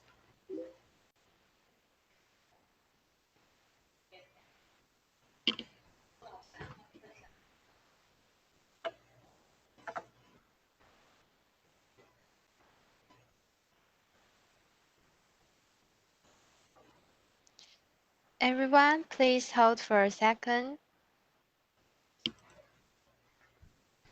Yeah. Yeah. My thanks to Dr. Jack Huang and the committee of this webinar to invite me. So in this presentation, I co-author with Dr. Johnny Wu. I would like to talk about the applications of biochar technology to ecological aquaculture. In addition, I would like to point out using bamboo charcoal can be a good solution to improve food shortage problem the world is facing after COVID-19 pandemics. Yep. So can I enlarge the whole screen? Yes. Yeah. So in this presentation, firstly, I would like to briefly go over how biochar has been used for water filtration, which is a key technology for ecological aquaculture practices, uh, including aquaponics and biofloc cultivation. And in the second half of my talk, I would like to show the preliminary results of a case study uh, conducted in our local area. Is how bamboo char-based probiotic formula we developed and how to apply this formula to shrimp farming. Yeah. So speaking of ecological aquaculture, ecological aquaculture is integrated technology. It's an integrated fish farming technology which mimics the natural environment, which mimic natural ecosystems. And more importantly, ecological aquaculture is an inexpensive and sustainable way to obtain protein source. Because of this advantage, ecological aquaculture can be a good solution to reduce poverty problem. And ecological aquaculture is focusing on how to manage fish farming nutrition smartly to reduce biological pollution. And because ecological aquaculture is a topic everyone in the world is interested in, it can be a good foundation uh, for international collaborations. So speaking of aquaponics, I think aquaponics is the most well-known ecological aquaculture technology.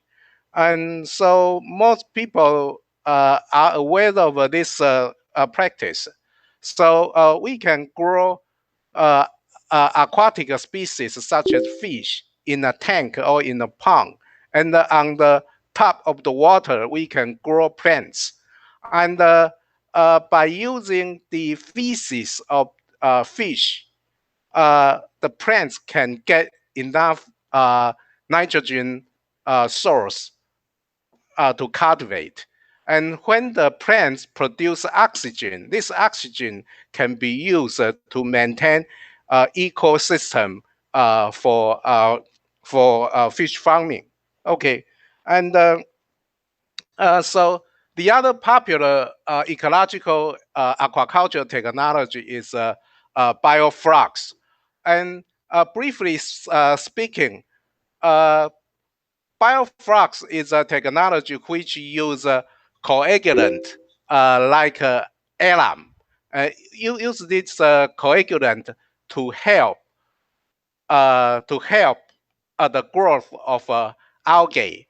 And when we use this coagulant, algae don't grow as a film; they grow as a chunk.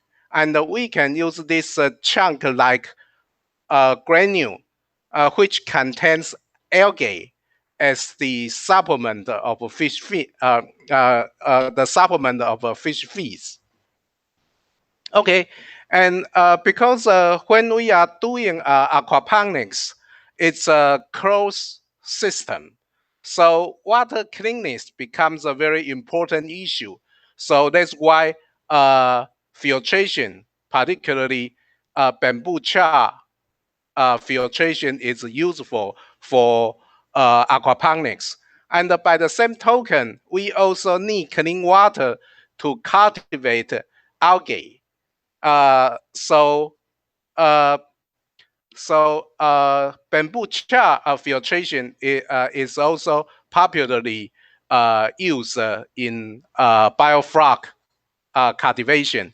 And in addition, when people harvest bioflora, they have to use a filtration step again. Okay, and next I would like to switch gear to talk about the results of our case study of applying bamboo charcoal-based probiotic formula to shrimp farming in our local fish farms. And like other aquaculture areas in the world, the aquaculture industry in Jiayi is also facing some problem because climate change. And climate change in Taiwan has results in frequent flood. And when the flood happened, the pond water becomes very dirty, and it will cause different kind of aquatic disease, and also slow down the growth of shrimp. So our team came up with this idea. So we are taking advantage of the plentiful bamboo charcoals produced in our area, and in particular in our school. And we grow biotic bacteria and mix the bacteria with bamboo char powder together, and dump this powder into shrimp pond. And as we can see in the bottom images in this slide, uh, those probiotic bacteria like to attach on bamboo charcoal powder, and very soon, just within 7 days, the numbers of bacteria grow dramatically. And this charcoal powders contains a lot of bacteria. Firstly, they can clean the pond water, and secondly, like bioflux, they are also edible to shrimp. Okay, so due to a time constraint, I'm going to skip this technical details. And again, the biochar bamboo charcoal filtration is also used in our practice because I mean, like other fish farming area, groundwater depletion is also a severe problem in Jiayi. So the government already banned the drilling of groundwater well. So we have to recycle the pond water for growing for growing the bacteria. And as we can see from the left image in this slide, so the pond water comes in from the bottom. Then after filtration, we can get very clean water on the top of this column, and we will use this clean water for growing bacteria. Okay, yeah. So this year the disease, I mean the shrimp disease in Jiayi is again very severe and rampant. Many neighbor ponds. I mean, so the right imaging those shrimps are from neighboring ponds, and these shrimp look in pink color. They are not cooked; they are infected. And for those shrimp from our pond, they look very, very healthy. Okay, and since our pond water is clean and our shrimp is healthy and strong, so we get a very good harvest. Generally speaking, is twice as many as the harvest of the I mean twice of the average harvest in this area. And also because we are using these bamboo charcoals, so we are using less feeds, and we can reduce the amount of the shrimp feeds by 20%.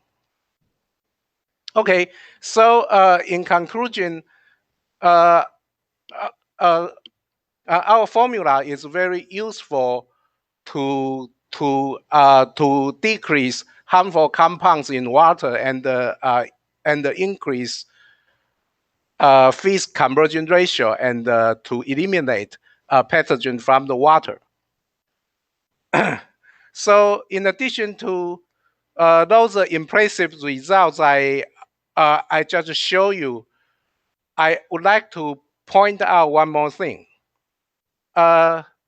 Each year, for one fish pond of 1 HA area, 1.5 tons of bamboo materials are needed to make enough charcoals for this kind of formula. So when we convince all the shrimp farmers in Taiwan to use our formula, the bamboo farmers have to grow 1,000 tons of 1,000 tons of bamboo just for making this one single product. So before the end of my talk, I would like to point out again. I mean, probably in tropical area, people can use a coconut shell as the biochar source, but in subtropical zone like in Jiayi, we can take advantage of the bamboo abundance, and to take advantage of bamboo abundance as the low carbon footprint source to make biochars, and these biochars can be used for ecological aquaculture applications. Okay, and our results already show bamboo charcoal is very useful for shrimp farming and other ecological aquaculture practice. So I think by encouraging more and more people to use bamboo charcoal products for the ecological aquaculture, we can improve bamboo value chain and also improve the food shortage situation the world is facing now. Okay, so I would like to thank the sponsor, Ministry of Education Taiwan and the National Chongzheng University, and all other people and the organizations participating in this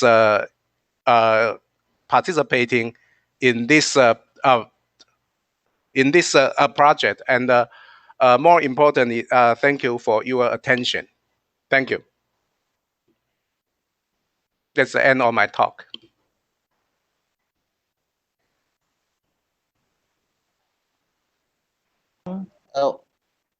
Thank you. Thank you for Dr. Paul Wang, a wonderful speech about how to using bamboo charcoal in agriculture. I think bamboo is one of good nature materials that can be used in a lot of high-end technology or areas.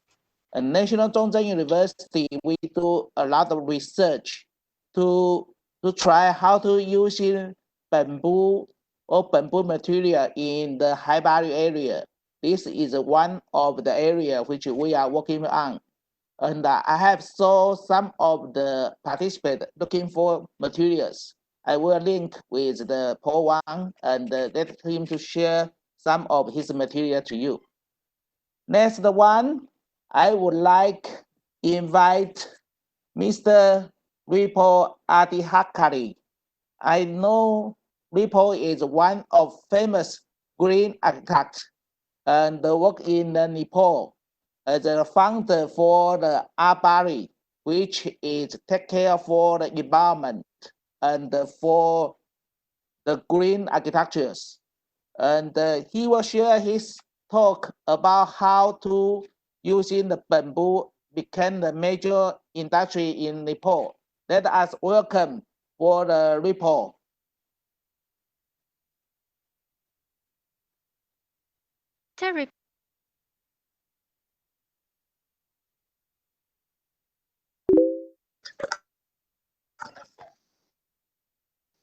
Mr. Ripo, please speak.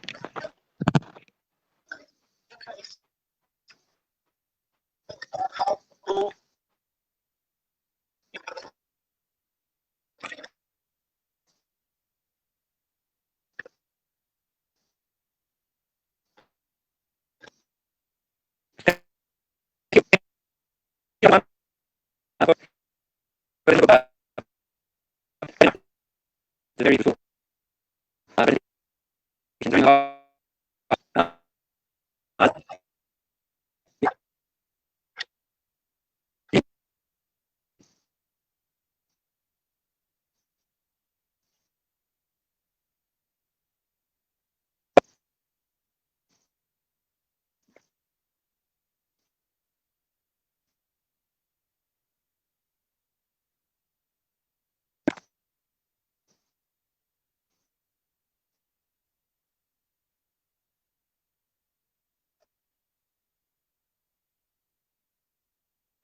Mr. Ripo, we can see your sharing now. You can speak now.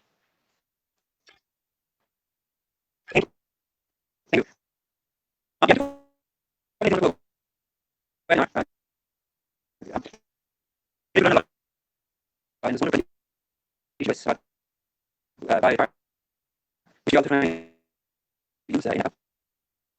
So, so let's start on my presentation. As everyone said, this organization called LABI. It's an architecture design and build organization, and we primarily focus on bamboo and how to make it a contemporary material. So,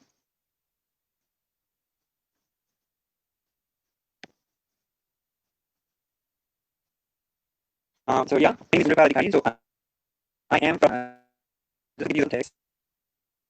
I'm situated between India and Nepal. India and China, two of the biggest bamboo producers, and because there's overlap, we also have lots of bamboo in Nepal, bamboo that you find in Indonesia, all the way to temperate bamboo that you find in Thailand, China. And then we also, there's a huge tradition of building with the materials in our construction. The next slide here. See, I have a lot of traditional architecture, vernacular architecture that uses these materials. And according to our survey, government census, 70% of our architecture is still built with these local materials. And unfortunately, there is very little interest in preserving or promoting or finding sustainable ways of building. And we, if you remember, about 5 years ago, there was a huge earthquake. And there are many of the buildings that's got damaged. But the buildings that were built with bamboo and earth or the traditional materials were survived the earthquake. You know, here are some of the examples, the photos that you see. And we've been building since 2006. And before when we built, there's very little interest in bamboo building because people thought it was not very safe material, even though the records from other countries show the otherwise. So what we are doing our part to promote this material. Before I start, go further, I want to show you a picture of a bamboo bridge. This is from 1857. The bamboo was a vernacular traditional material. Everybody was using it for building construction, for bridges. So the power of construction was localized, in so to say. So every villager, if they wanted a bridge, they could use bamboo and they could build a structure. But with the advent of steel and with high regulation, our industry bamboo tradition was neglected. So and then now we have like these bridges which are made of steel, and which is not very safe, and it's not affordable for many people. And this happens all over Nepal. There's one cable and people are crossing a river and there are a lot of deaths that are happening. So what we are advocating is that we need to revive or promote these traditional materials because they can address a lot of infrastructural needs that people have. And it would be fanciful to think like we can build bridges out of steel or concrete, because the infrastructure of the country is very difficult. There's 2/3 of the country is made up of mountains. So to get the infrastructure out there is not easy.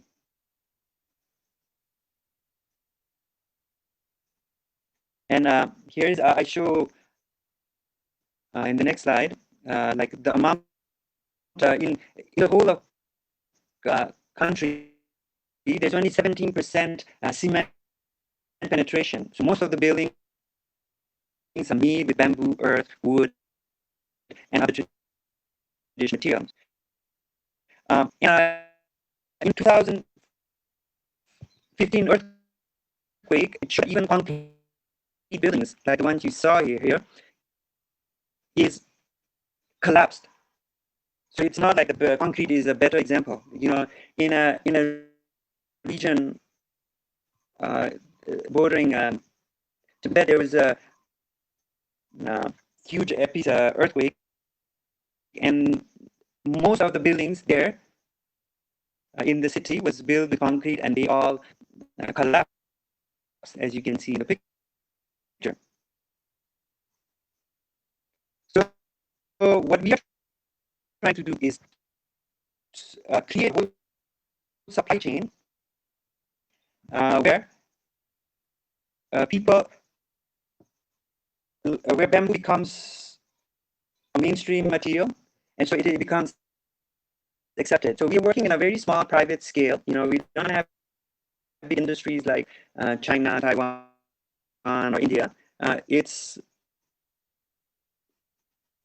very small industry, and we don't have a very built supply chain either. So most of we have, there's no monoculture of bamboo production. Bamboo are usually produced in small scale in household production in the homestead. So there are different species of bamboo, about 54 species of bamboo. Some are big, some are small. So what we're trying to do is not go through the industrial route because of the economy, we cannot support that kind of system. So we are using bamboo in its raw form, in its column state, round form, build structures. So I'll show you some of the buildings that we built before the earthquake. So we are using, here's an example of a community center. Yeah.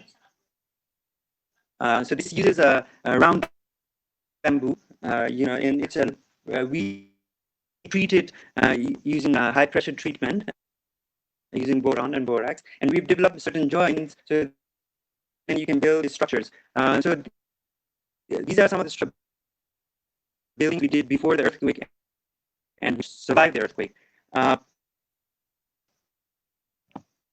next image you see here is this school. This was built. This happened to lie right at the epicenter of the earthquake. The magnitude of the earthquake was 7.8, and this building, with its bamboo frame, bamboo structure, bamboo roof, survived that. It was the only building that survived the whole in the whole village. So that gave us a lot of credibility. It's finally government started to listen to us.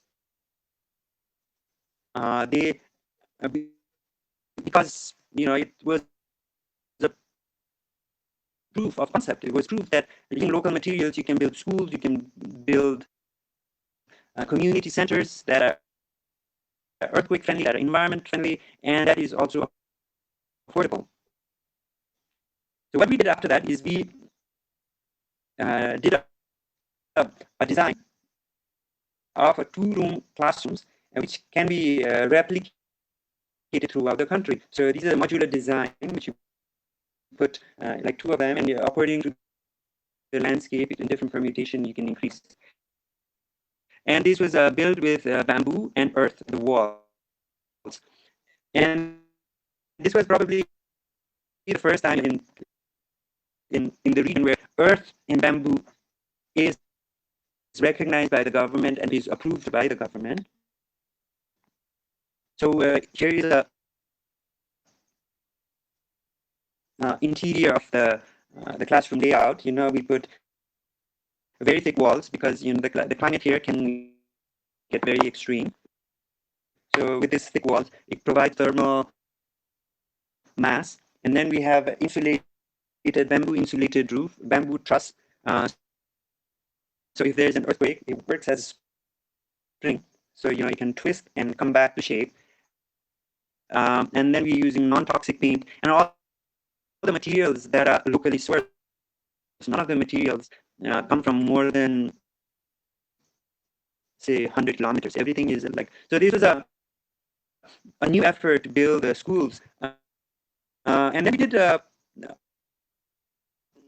then so we put this design as open source design. So that means anyone can go to our website and then they can download the design and then they can build on their own. So, it was a very private like initiative. And despite this, I'm very happy to say that there was a lot of people copied this design and they built, even though there was a big money coming for the other materials like steel, which was getting subsidized, and also bricks. Despite this, we could build about 25 schools. If the government was more supportive, I think we could build hundreds of schools. But despite this, we built about more than 20 schools, and also the brick. So we put all the designs to how to make bricks, how to make bamboo, how to make joints. It was all put on the website, and people could just go copy those designs and build on their own. Some of the designs we built ourselves. Some people did. Sometimes they modified the design. But that was the aspect of the open source design.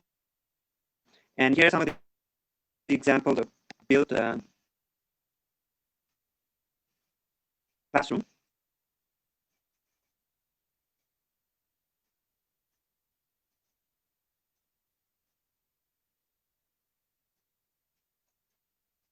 Here's a classroom. As you can see, the main wall, the structure wall, is made with earth, and it's then reinforced at certain critical points. And then the roof itself, the roof truss, is made with bamboo. The roof, the furniture, the windows, the doors, everything was built locally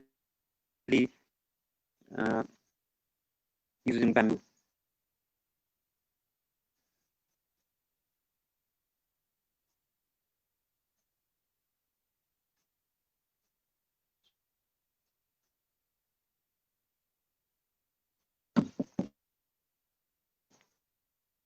Here's the interior of the classroom,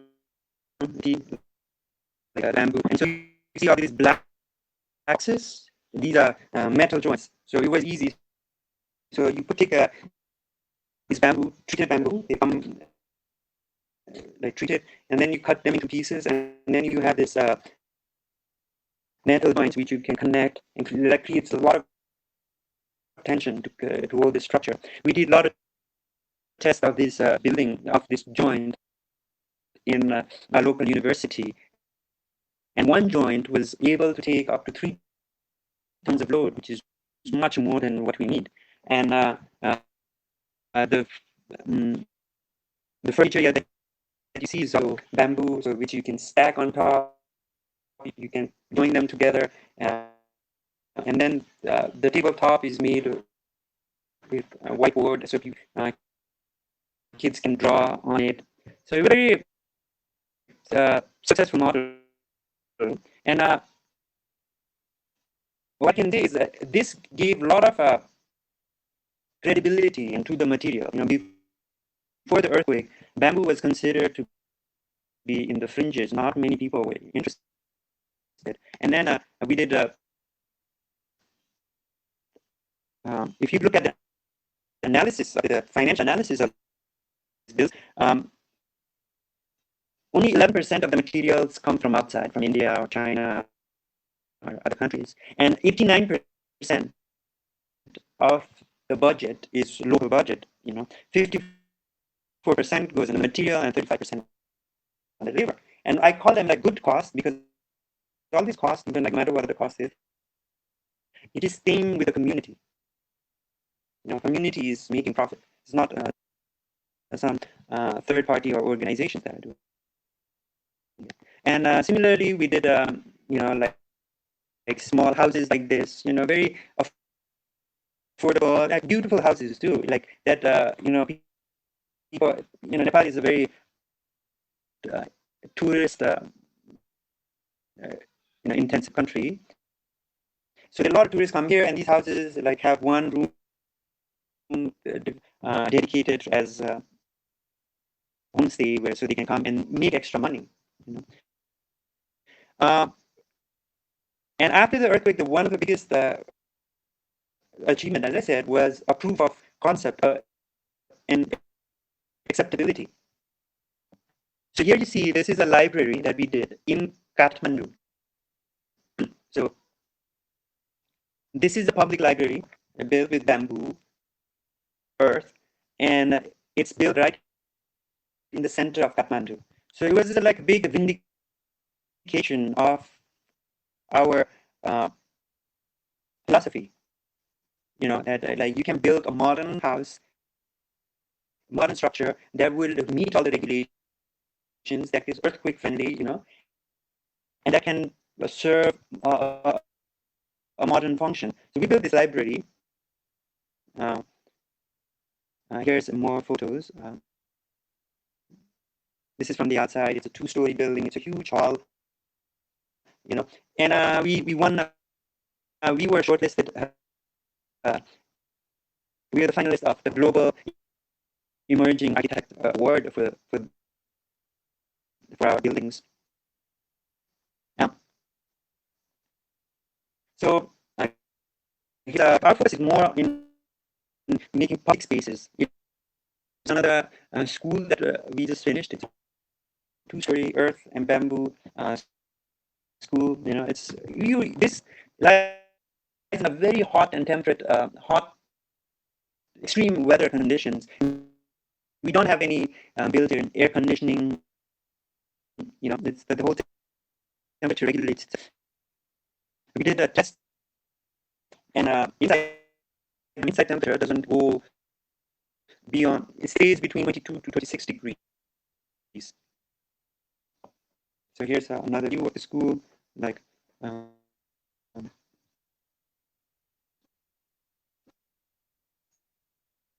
this is this recent complete school.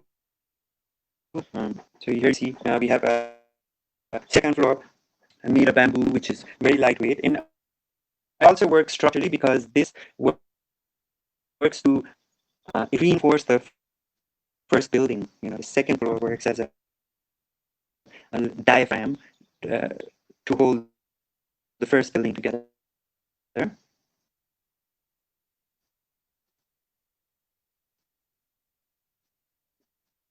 Here's the inside of the classroom. A lot of colors, a lot of natural colors, natural wood. We did not use any synthetic paint. So, you know, like this, when you enter this classroom, you have a very beautiful earthy smell when you enter, and there's a lot of breeze, sort of like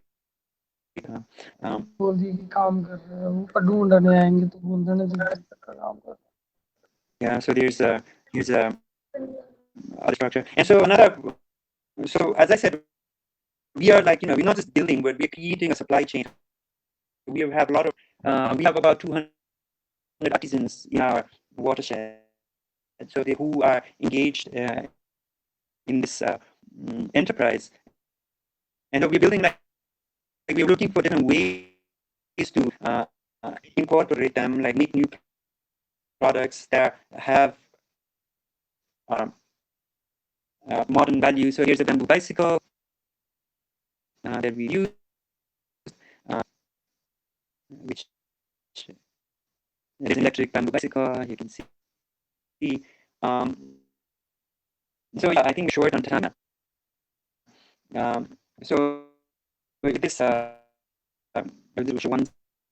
slide, you know, there's a lot of women's participation also. You know, we use machineries, but machineries that are only needed if, you know, for example, the treatment machine. It's a big industrial machine, but rest we use power tools, so we empower people to build on their own, right?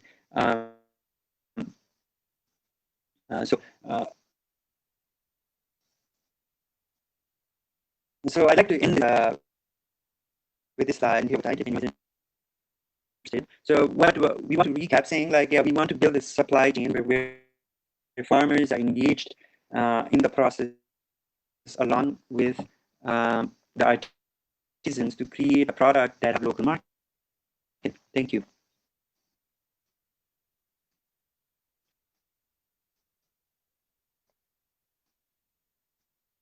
Okay, thank you. Thank you for Nepal the speech about how to build bamboo buildings in your country after earthquake.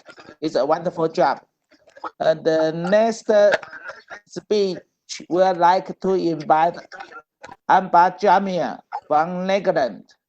Amba Jamia is a founder for Substantial Development Forum Netherlands and has worked for Bamboo Substantial Development many years. Let us welcome for the Amba Jamia.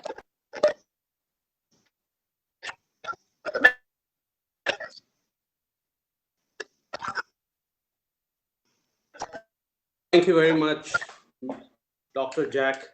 Am I audible? Yeah, I have a presentation that I have to share, so I need the.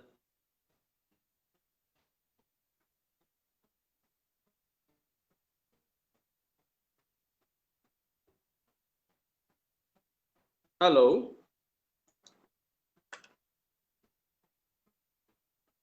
Yes, we can hear you. Can I need to share the presentation now? So can you give me the presenter option? Okay, okay, now I got it.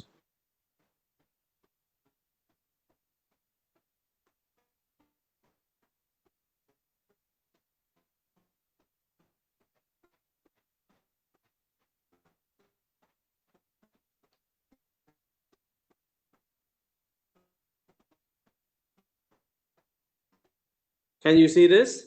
Is it clear? Yes, it is very clear.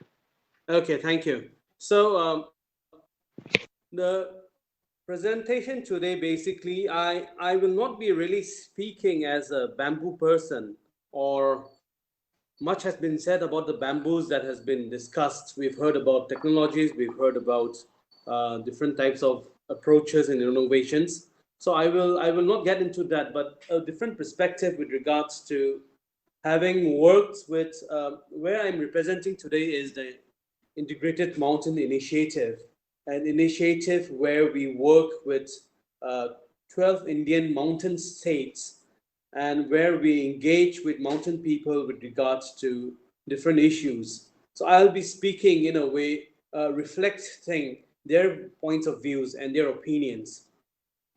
The IMI is basically a civil society organization. We work with the policymakers, we work with entrepreneurs, we work with researchers, and a whole gamut of people. We have at this point in time 4 focus areas looking at disaster risk resilience. We're looking at sustainable habitats. We're looking at water and resource management, and we're looking at agriculture. And all of this, in some way or the other, is related to how we use our resources, particularly also bamboo resources. The cross-cutting themes are climate change, livelihoods, entrepreneurship, and policy, of course.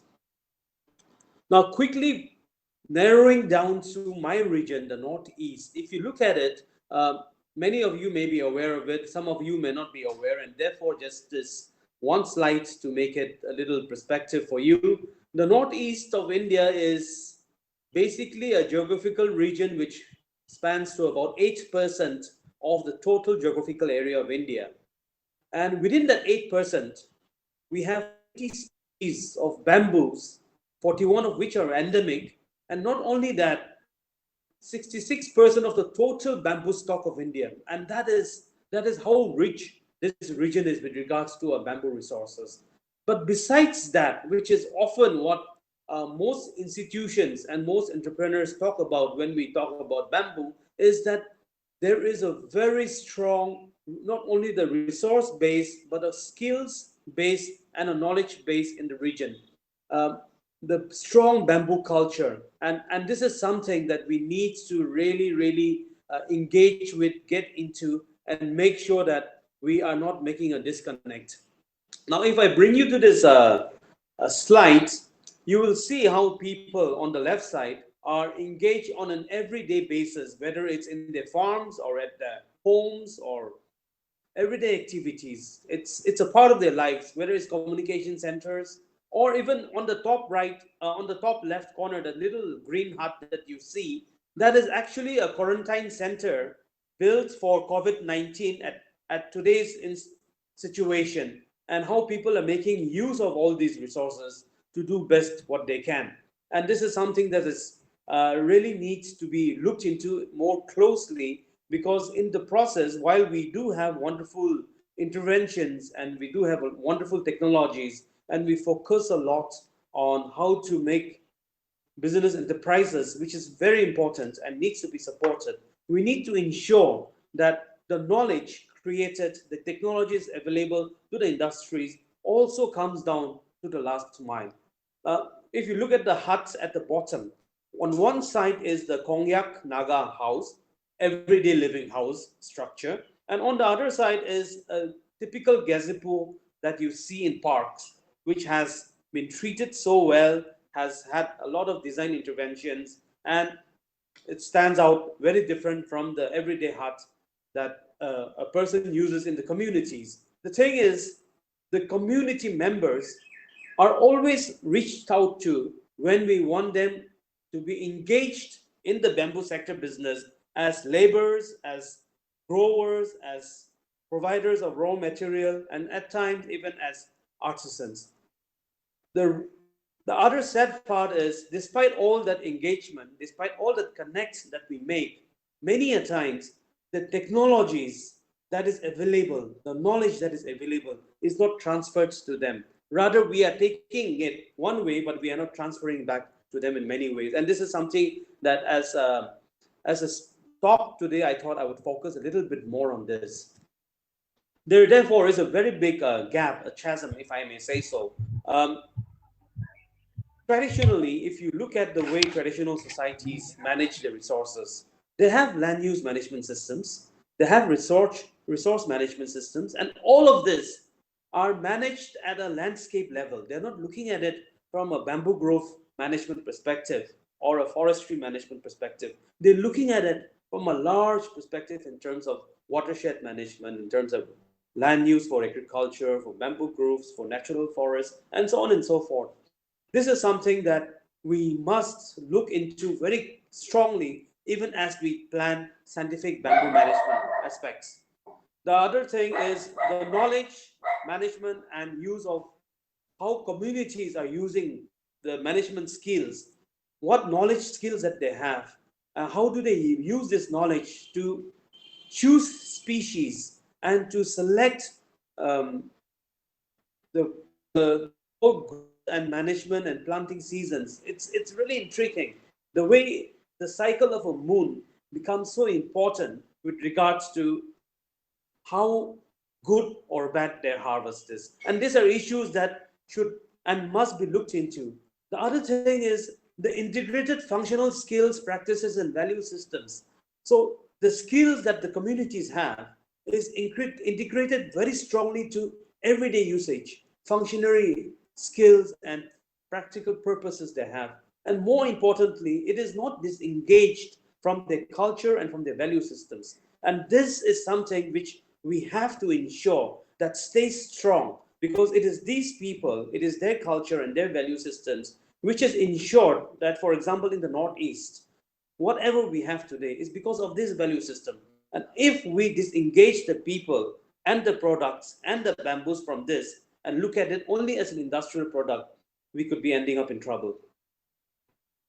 On the other side, if you look at this whole scale of development that is promoted or that is being planned, a lot of good intentions, a lot of good strategies are being developed, but the focus continues to be looking at the scale of the economy, looking at how much industries require, looking at how much needs to be supplied to the industries. The other thing that communities have complained is when participating in this whole bamboo value chain and bamboo development activities, there is too much focus on so-called superstar species and exotic species which certain industries require.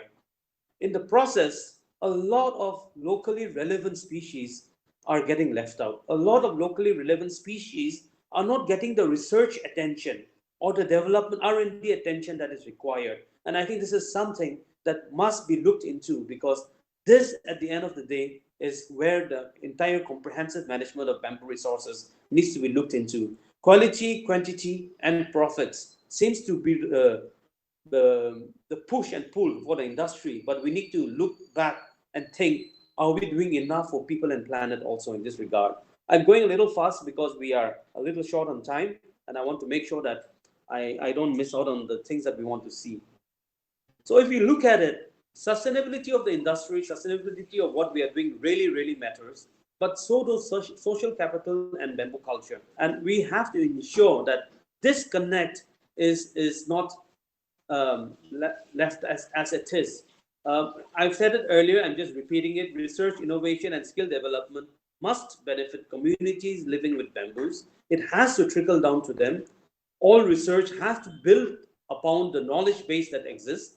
The last mile, if some development specialists may call it, but this last mile could be our cornerstone.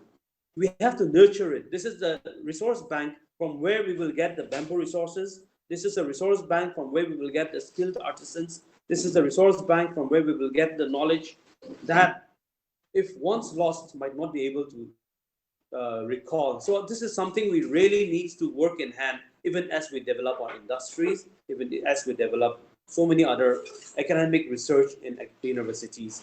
The third point is a lot of concern has been raised, especially by the poorest of the poor bamboo farmers, is the elite capture of a lot of bamboo activities. How do we ensure that there is no elite capture? How do we ensure that community as a whole is developing together? And therefore, bankable communities and community institutions are as bankable and as attractive as is bankable entrepreneurs and industrialists who are investing so much in bamboo sector. We must look into this. We must ensure that business models also look at well-being of the communities that we are working with. If bamboo be the poor man's timber, definitely the poor man must also equally earn in an equitable manner. And we must make sure that this stays on, the profit margins are well managed at all levels. I will not go into too many details of this, but we need to look into management of bamboo resources at landscape levels. We must not get restrained by looking only at plantations or wherever species that we like are there. We must ensure that the diversity of bamboo species that exists in the natural way and also in the plantation manners looks at it. The organic connect in terms of myths, knowledge, practices, and the whole re-engineering process of understanding how people accept and use bamboo, not because it is an alternative, but because it is the resource to be used. And this is where we must look into it. Lastly, I would want to really pitch in it is, as each one of us in our own ways work with bamboo farmers and bamboo resources, we must ensure that communities who are managing and maintaining the bamboos that exists even in the wild, they must be incentivized. The ecosystem services of bamboo to the communities, to the local environment, is something we must not ignore. In terms of the Taiwan-India Connect, I'm so sorry the font is very small there in the presentation, but I want to just sort of clock people's memory back to 2010 when Mr. Kamesh Salam was very instrumental in this, where the Kohima Declaration for Bamboo was made. And in this Kohima Declaration for Bamboo, even at that time, they were talking about the issue of convergence, the need for village level micro enterprises, which Mr. Giriraj has spoken about so well, and so did Nirpal in a way bring it up. We need to ensure that village level micro enterprises and not necessarily just the big fat industries that are required. We must make sure that there is a connect, there is a symbiotic relationship between these two. Only then can we talk about livelihoods all the way down to the poorest of the poor. That is something which was talked about then, and I think I'm just reflecting it once again. The other thing is, success stories are nice, they're good, and we need to look into it, but we must ensure that the success stories we're looking at is suitable to the local environment, is suitable to the local agroclimatic conditions, is suitable to the land ownership models, the land ownership tenure systems in the communities. If we don't keep that into mind, what will happen is It will be the rich, it will be the elite who will look into it and who might just be capturing it. So we need to understand it from that perspective. Species innovations, this is again something that has been talked about, but what I want to flag is this whole issue of when we're talking about product development and adaptation. I think we need to really look into this whole richness of the handloom sector, where there's so much richness in regards to not just design but innovative activities that are happening in the not only in handicraft but also handloom. We need to look into handloom textiles, that potential that we have in this regard. Value chain, when we talk about it, people tend to again always think about what can we export, where can we send, but we need to look into the local market economies. Until and unless the local economies, the local ecosystem is developed, it will be very difficult to just springboard into a larger spectrum of activities. The bamboo incubator and innovation center has a living bamboo lab in Manipur and Nagaland. I think this is something that is really, really great. And this was something that again was talked about in the Kohima Declaration 10 years ago, where they talked about bamboo value addition parks at village levels. And I think we need to really continue looking into this. I'm so happy about the upgradation of the Bamboo Tech app, because there is a need to ensure that we have bamboo related knowledge resources pulled together in one single place which is accessible to everybody. There's information available, so many interesting things happening, but information is scattered. So if through this India Taiwan collaboration, if we can really think about how can we pull together bamboo related information, bamboo related knowledge, bamboo related ideas, and make it accessible and possible for people to make use of, that is something very, very encouraging. And I must really say that through such an app, the other thing is this need for intergenerational learning. The older people, the older generation who have knowledge about bamboo, about its uses, and about so many other things related to bamboo, we must ensure that this connect is built up. We must ensure that through this connect, the young people's interest in the bamboo sector is activated again, not only as a business person, but even as a everyday functional craft in the villages, in the communities. Why can they not learn to make things on their own? And this is something that really, really needs to be looked at.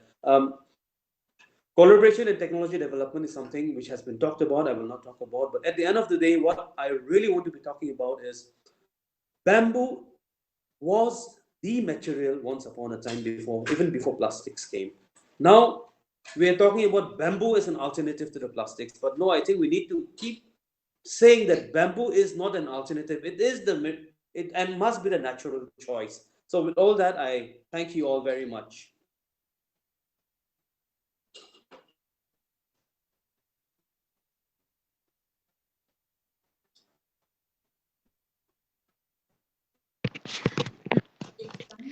So the next part is Q&A session, which will be hosted by India Chair Mr. Kamesh. Yeah. Please welcome Yeah. Mr. Kamesh. Thank you, Linda. And time is short, and I would like to pick 2 or 3 questions from the audience. Which can you raise your hand, or can you just let us know who would like to give the questions to which speaker? Please kindly let us know. Any questions?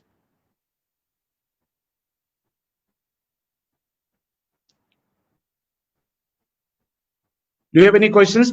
Please raise your hand, or you can inbox.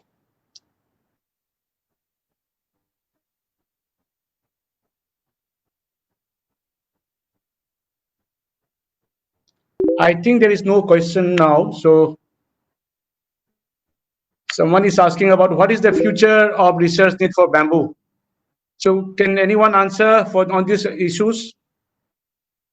One, Mr. Mohammed Arshid Qureshi is asking about what is the future research need for bamboo. Can any one of the panelists answer this question?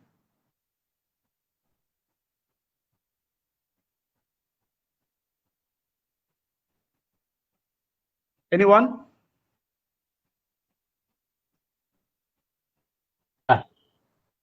I am Giriraj. See, the bigger research needs are being addressed by international organizations like FAO, INBAR. But in India, I think it should be very focused. We need to, general research will not work. It should be very regional, understand the issues and see if there are any something similar elsewhere. And then learn from them and apply it and modify it to meet our requirements. So it's a highly context specific, find the problem and then find out what are the best practices elsewhere and learn from them or collaborate with them. Thank you. Thank you. Mr. Raghav, there is a question from what are the provision for development of CLC for future of bamboo? Can you just enlighten me on this question? Low-cost bamboo charcoal technology that can be used for demonstration and livelihood promotion among farmers. Yeah, this is something we have started. We have started by under this living lab, and you please be in touch with us. We will work with you on this charcoal technology, which we are going to work with Taiwan. So in the long run, I think you can be associated in this project to learn more on this bamboo charcoal technology. Next. Any other questions?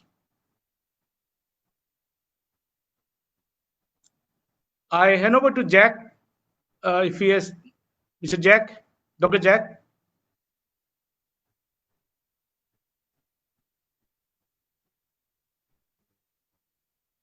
Dr. Jack.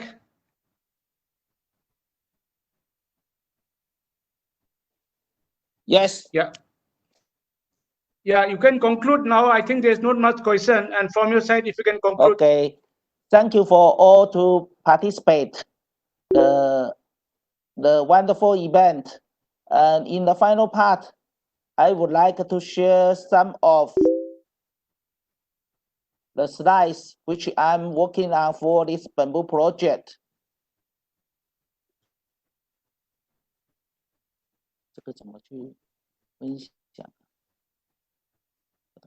这个。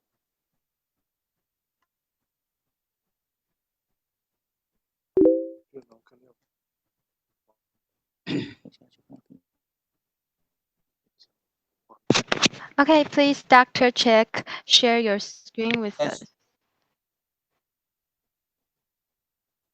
Okay, so can hear this is a team member for part of team member for Bamboo Lab in Taiwan, and we are the university. We hope we can contribute to the bamboo society for all around the world. So the university, we will be do our best, try to link with the Kemash in the India to help. And this is the universities. We have 1,000 faculty staff, 11,000 students, and 200,000 trees. So it's a green university. And our president, Dr. Zhan Hua Wong, are welcome for all of you. If you are come to Taiwan, come to visit us.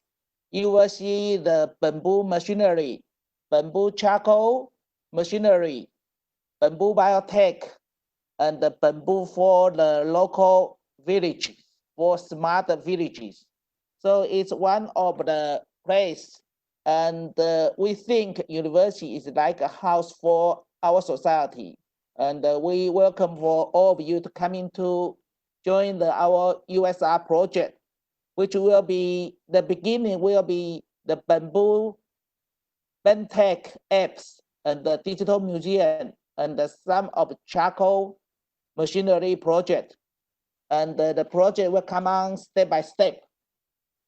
Finally, we are welcome you all of us to join our Bamboo Tech Living Lab. Thank you for your attention and hope to see you again next time for our forum. Thank you very much. Thank you, Jack. And I would like to give my vote of thanks to each and everyone, especially to the panelists who has given their valuable inputs. Marco, Dr. Mr. Girirajji, Nirpal, Dr. Wang, and also to Amba. who made the presentation very clear and loud and make things very clear for the participants. And secondly, as I said, this Living Lab, we have just started our collaboration. And I'm thankful to Dr. Jack and his team, and also the ambassador in Delhi, who was there in the morning to open this beautiful engagement. And we'll be having another webinar next month. And also for the theme, I would like you can also give us some theme where we can discuss. Otherwise, we will be coming up with some theme relevant to these post-COVID issues. A lot of new innovations being taking place and applications that is taking place with bamboo. So with these few words, I would like to thank you all again from South Asia Bamboo Foundation side. And I look forward to your regular participation. And as and when we upgrade our BAMTech app, we will let you know. Also, we'll take your feedback on this app. First, we would like to have some on the identification of bamboo, which very much required. So with the app, we will be able to identify bamboo species. Then we will be also running a lot of training module based on the app. Then we'll be talking more on the supply chain and market also. So we have a long vision to upgrade this app as the global bamboo app.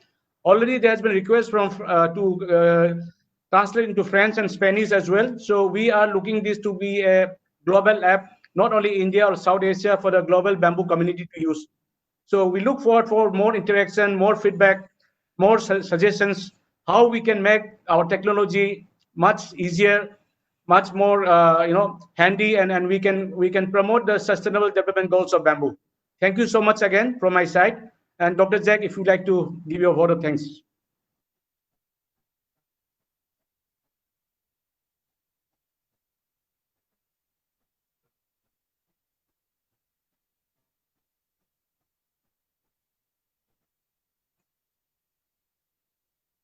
Thank you for your participate for the event and hope to see you next time for our Taiwan India Global Bamboo Tech Forums. Thank you and bye bye.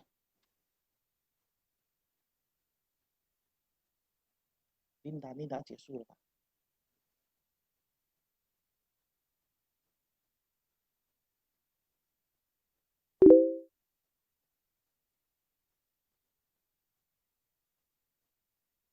？Ladies and gentlemen, thank you all for participation in this time's webinar.